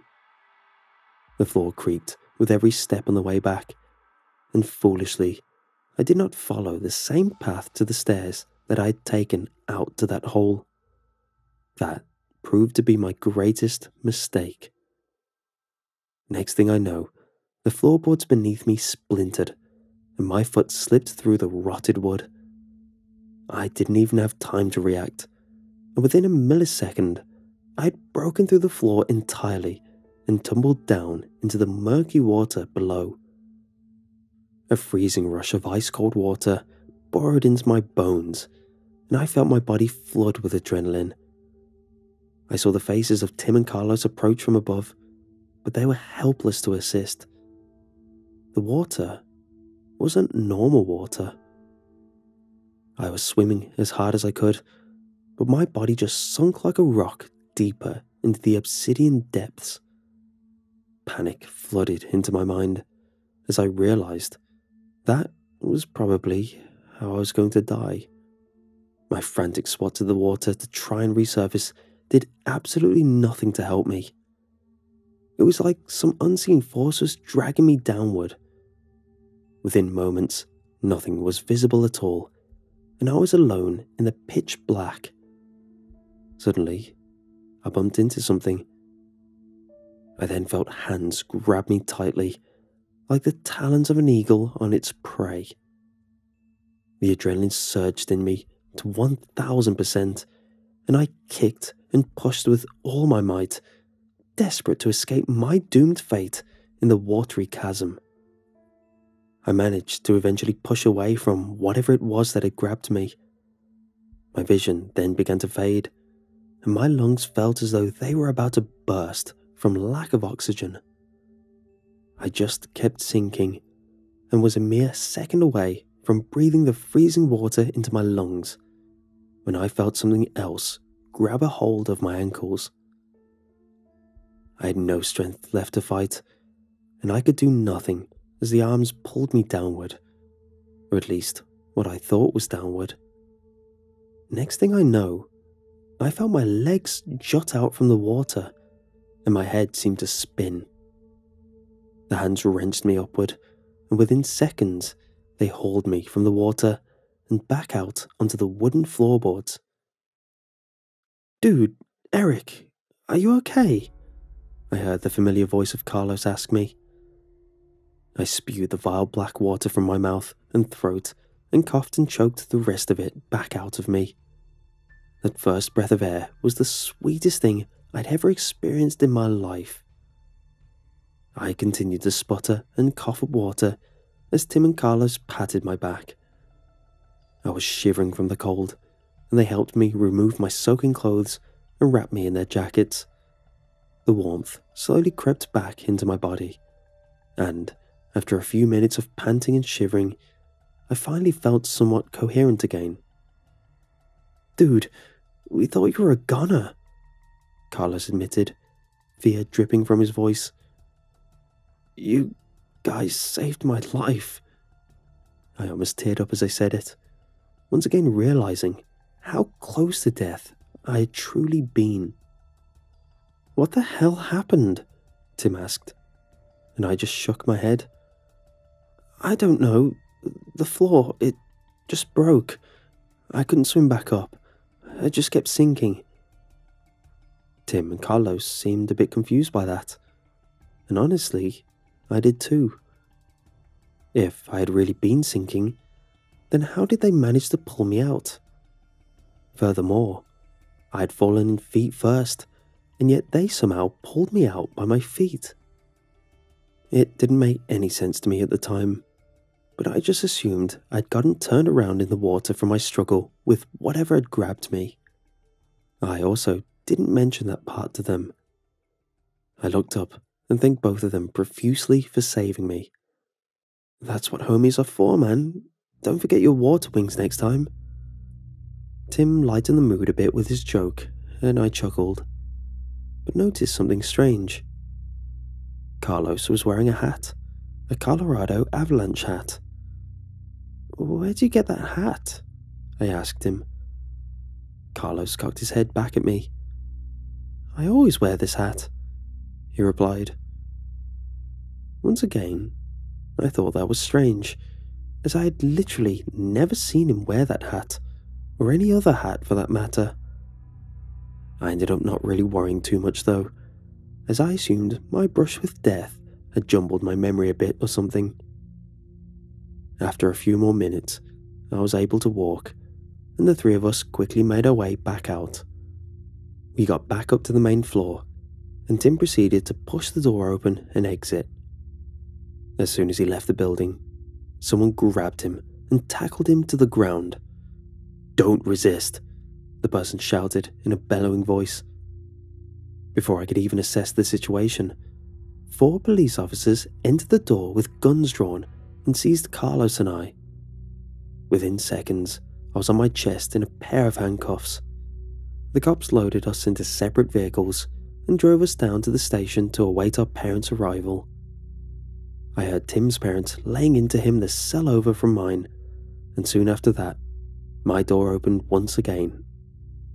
In steps my father, bearing a stoic but harsh look. Accompanying him was one of the officers from the station. "You okay?" my dad asked. I nodded and avoided making eye contact, knowing that no words I said to him would help my situation then. My dad looked to the officer. "Are we free to go?" The officer nodded to him and then looked to me. "You're not going to be a problem anymore tonight, right, Eric?" "No, sir," I replied meekly. My dad then spoke words with terrifying gravity that only a father can have on his son.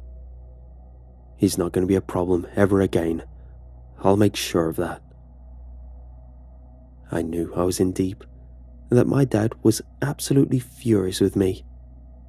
He didn't need to say it, but I could tell by the way he looked at me. He didn't even say a word the entire ride home, and I was left to contemplate how screwed I was in the silence. We pulled back into our driveway, and my dad put his truck into park and shut it off. "Give me your phone," he commanded.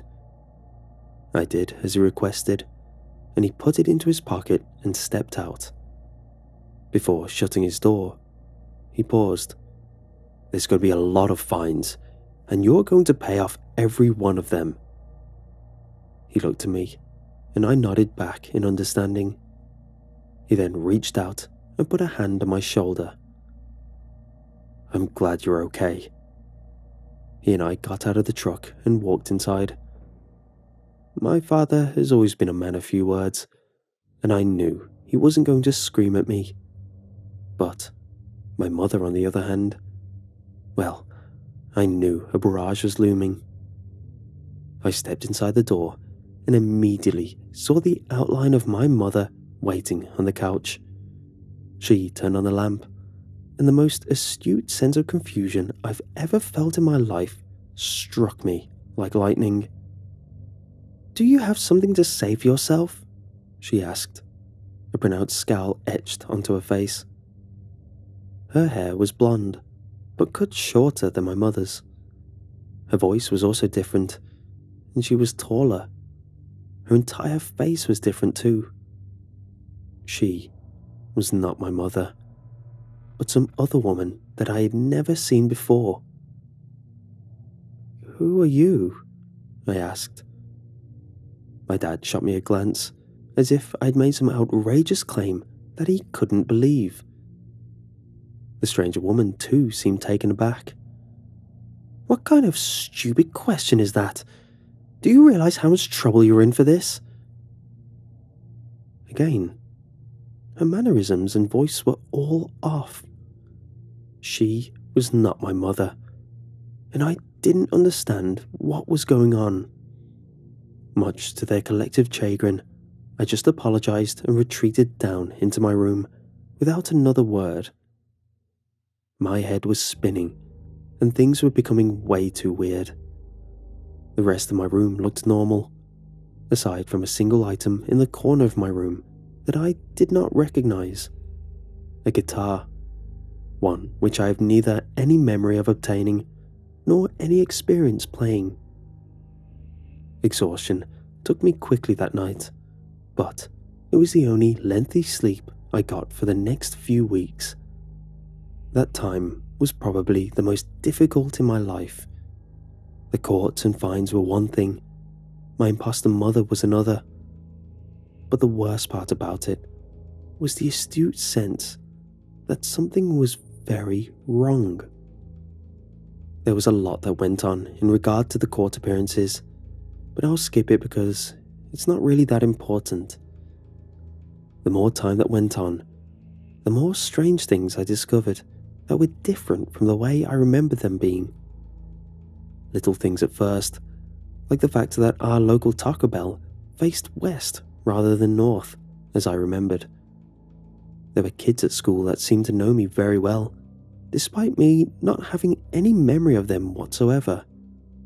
I also had a girlfriend named Kelsey, despite never actually having a girlfriend named Kelsey. She was cute, so I didn't really question that one too much. I figured all of it was just the result of some weird amnesia. But the other things I found could not so easily be explained. A local mountain that we used to go snowboarding at all the time called Winterhawk Ridge apparently no longer existed, and never has. I have vivid memories of this place, and yet no one has ever heard of it. No one has heard of Mr. Mathis either, a geography teacher at our high school who was one of my favourites. Well, he was one of my favourites anyways. But everyone I've talked to about him just looks at me like I'm crazy. I really had an existential crisis though, when I found out that the Iran missile attack on November 16th, 2003 never actually happened. When I was in 7th grade, the town's warning sirens suddenly started blaring in the middle of class. I remember being ushered by teachers down into the locker rooms to take shelter from an apparent incoming ballistic missile. The missile struck the shopping mall in western Nebraska, of all places, killing nearly 2,000 people on impact. It was all over the news for months, and the day became a national day of mourning for the country. It also sparked a long and ultimately pointless war in which the United States invaded Iran. It finally ended when it was discovered that the missile launch was directed by a rogue agent operating in the Iranian government aligned with a terrorist group known as Al-Zaeb.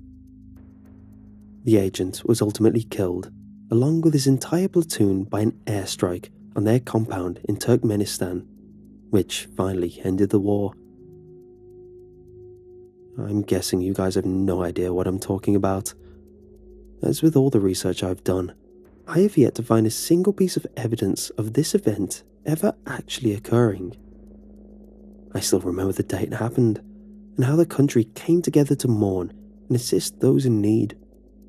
My dad actually drove out there to donate clothing and food, but apparently, all of this never even happened. My father and new mother eventually caught wind of my strange behaviour and brought me to therapy. I went through a lot of different medical professionals and was diagnosed with several different mental illnesses: anxiety, PTSD, schizophrenia, dissociative identity disorder, and traumatic amnesia, just to name a few. All little more than labels for me, because I know the reality now, as crazy as it may seem to everyone else. I'm not in my world anymore. I'm in yours. A world similar, but also very different from the one I'm from. I don't know how it's possible, but it's the only explanation.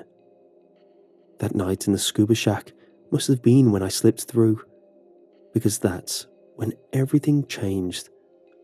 I've tried to go back to it, but it was demolished not long after that night for safety concerns.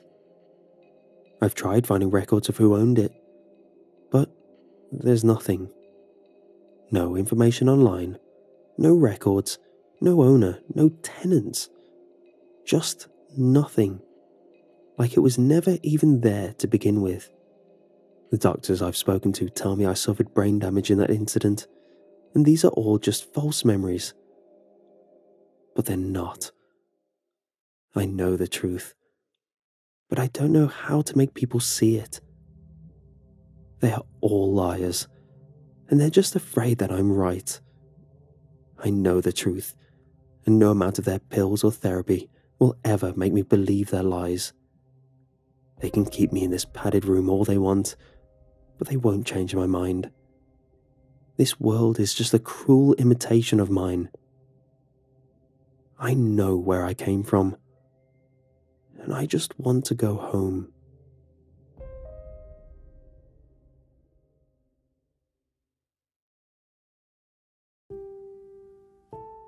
There are not many Russian urban legends. Not that we lack any imagination. I guess our minds are usually occupied with more real horrors that conjure up something unreal. And yet, there's a legend about a creature that dwells on the streets of Moscow. A thing that can only be met during the dead of the night, and at first can be confused for a streetlight or a tree, mostly due to how unusually long its limbs are. On the internet, it is known as Poloknik, or Stickman in English. Don't be fooled. Despite having such a dull and uninspiring name, I think it is one of the most horrific urban legends, because unlike other myths, this one is very much real. And I'm not saying it because I'm easily influenced by some scary internet stories. I've seen it with my very own eyes. 10 years ago, long before other mentions of it started showing up on the web. Back when I was only 15 and I was still attending school, I was one of the lucky ones in that I lived in the same building as my friend. You're probably thinking one of those apartment blocks, but in reality, it was, and still is, a large building in the form of a circle. As far as I know, it's the only one of that kind in the whole country. There was a large yard with playground, pedestrian walks, and garages in the middle. He lived across the yard, and our windows overlooked it, so sometimes during the evening, we'd pull out laser pointers and play a game where we tried to hit each other in the eye. The laser pointers were not powerful enough to create a beam that would cross the distance without dissipating, but we still liked to pretend that our game mattered. And of course, we would often visit each other to play games on our old Pentiums, with one of us watching the other play, hoping that he would fail soon and it would be time to switch places at the desk. One spring evening, I was watching some movie when my phone vibrated. Almost instinctively, I knew it was him. We'd get in touch every day, and on that particular evening, he was still to reach out to me. I turned out to be correct. I had one new SMS message from him. I expected him to invite me over or suggest we play Counter-Strike, but his message caught me off guard. "Dude, look out the window right now." Confused, I did what he asked me to do. I could make out his faint silhouette in a familiar window across the street. I thought I saw him moving, waving his hands, but I couldn't make out what exactly he was trying to do. The phone vibrated again. "Below, in the yard. Do you see it?" I looked down, but I didn't see anything worthy of attention. What was all the fuss about? "I don't see anything," I messaged him back. 30 seconds later, his reply arrived. "There, by the garages. Do you see him?" This time, I was determined to see what got him so worked up, so I squinted and started looking.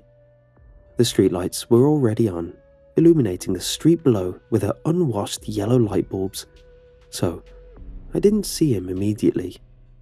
Streetlights, garages, trees. The unfamiliar shape caught my eye. Looking out that window since my birth, I knew every inch down below, so something new would not escape my gaze, even with the lights being so dim.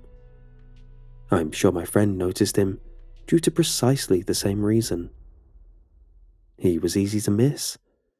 His long limbs and extremely thin stature making him look almost like a pole.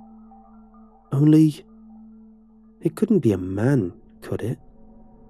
I looked at the tree next to him to get the reference. There was no mistake. The mysterious figure was at the very least 3 meters tall. "I see it! Dude, what is it?" I asked, my imagination already going wild. While the childhood side of me wanted it to be creepy so that I could brag about it in school the next day, deep inside, I knew that it couldn't be something alive. In my mind, it was most likely some weird installation, and my mind was playing tricks on me, telling me it was something humanoid. The message that arrived 30 seconds ago wiped that smile from my face. I don't know, man, but you should see it walking. I looked out the window again. The figure was still there. Was my friend messing with me?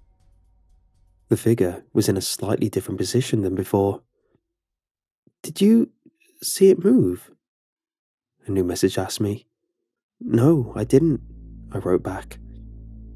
Then, I saw it move. Despite how far away it was, it instantly became clear that it wasn't a person. Its movements were sharp, quick, and fluent at the same time. It wasn't just a step.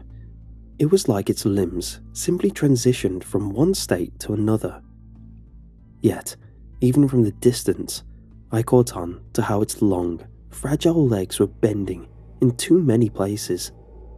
How abnormal it was shifting its weight. Finishing its movement, it froze in place again.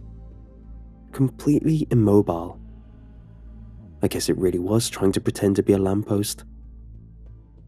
My phone beeped again. Did you see it? So cool. I'll grab my dad's camera. Perhaps the reasonable thing to do would be to stop him, to tell him not to stick his neck out. But I was a kid, so I had different priorities. Is it digital? I typed into my phone, more concerned whether he'd be able to share the photos. I knew that it was something unnatural at this point, maybe even dangerous. But I was high up in my apartment, gleeful about how awesome it would be to show off the photo of that thing in school the next day, and it was down below. How could I even fathom that despite the distance that was between us, it could still pose a threat? How could I know that it could climb the walls? I received another message from my friend. Got it. I looked out the window, and sure enough, his silhouette was there, with a big, professional camera in his hands, about to take the last photo in his life. Had he known how to operate the camera, he'd figured that using the flash at such a distance was pointless, but his father forbade him to even touch it, fearing that the boy might damage it by accident. And when he pushed the button, the mighty flash illuminated the yard. The creature reacted instantaneously, its head snapping back to look at where the flash was coming from. Then it started walking backwards toward my friend, its head still turned 180 degrees. Its knees were flying up in the air, and its body never turned around as it was walking. Only the limbs did, one at a time, without interrupting the creature's pace for a moment. My friend's silhouette disappeared. No doubt he hid from the creature, alerted by its approach. I got a message full of panic from him. Oh crap, I think it saw me. The creature was getting taller with each step. Its legs stretched out, and each step was longer than the last. It was picking up the pace, walking as fast as it was possible without breaking into a run. When it approached the wall, it grabbed it with its two hands, and then in one short leap, lifted itself onto it with unnatural ease and started crawling upwards like some four-legged spider. It seemed like gravity didn't bother it in the slightest. I'm in my closet. Is it still there? Was the last message my friend sent me before it crawled through his window. I could only see its shadow as it started quickly moving inside its room. I didn't know what it was doing to him. To this day, nobody does. I only know that by the time it was finished, my friend was gone. I remember suddenly recognizing its silhouette in the square of his window. I could clearly see it picking something up from the floor. Then, it turned its head in my direction, and I fell to the floor, hiding from its sight. It's got his phone, I thought in panic. Surely it couldn't know how to use it, right? It couldn't see that my friend was disgusting seeing it with someone. But when I carefully peeked out, the creature wasn't in my friend's room anymore. It was already striding in my direction. The creature gained an unsightly, bloated sack under its stomach that was shaking when it was moving. I fell to my knees and quickly crawled out of my room, locking myself in the bathroom. In my panic, I didn't think to call my parents, who were sitting in another room, watching some sitcom. I simply couldn't see how they could help in that situation. I spent a good hour there before my father decided to check up on me, and, upon entering my room, started angrily demanding that I come out of the bathroom and clear the mess in my room. When I stepped inside, the realization of what had transpired finally surfaced through the shock, and I started crying in fear. My father comforted me, but he was very confused.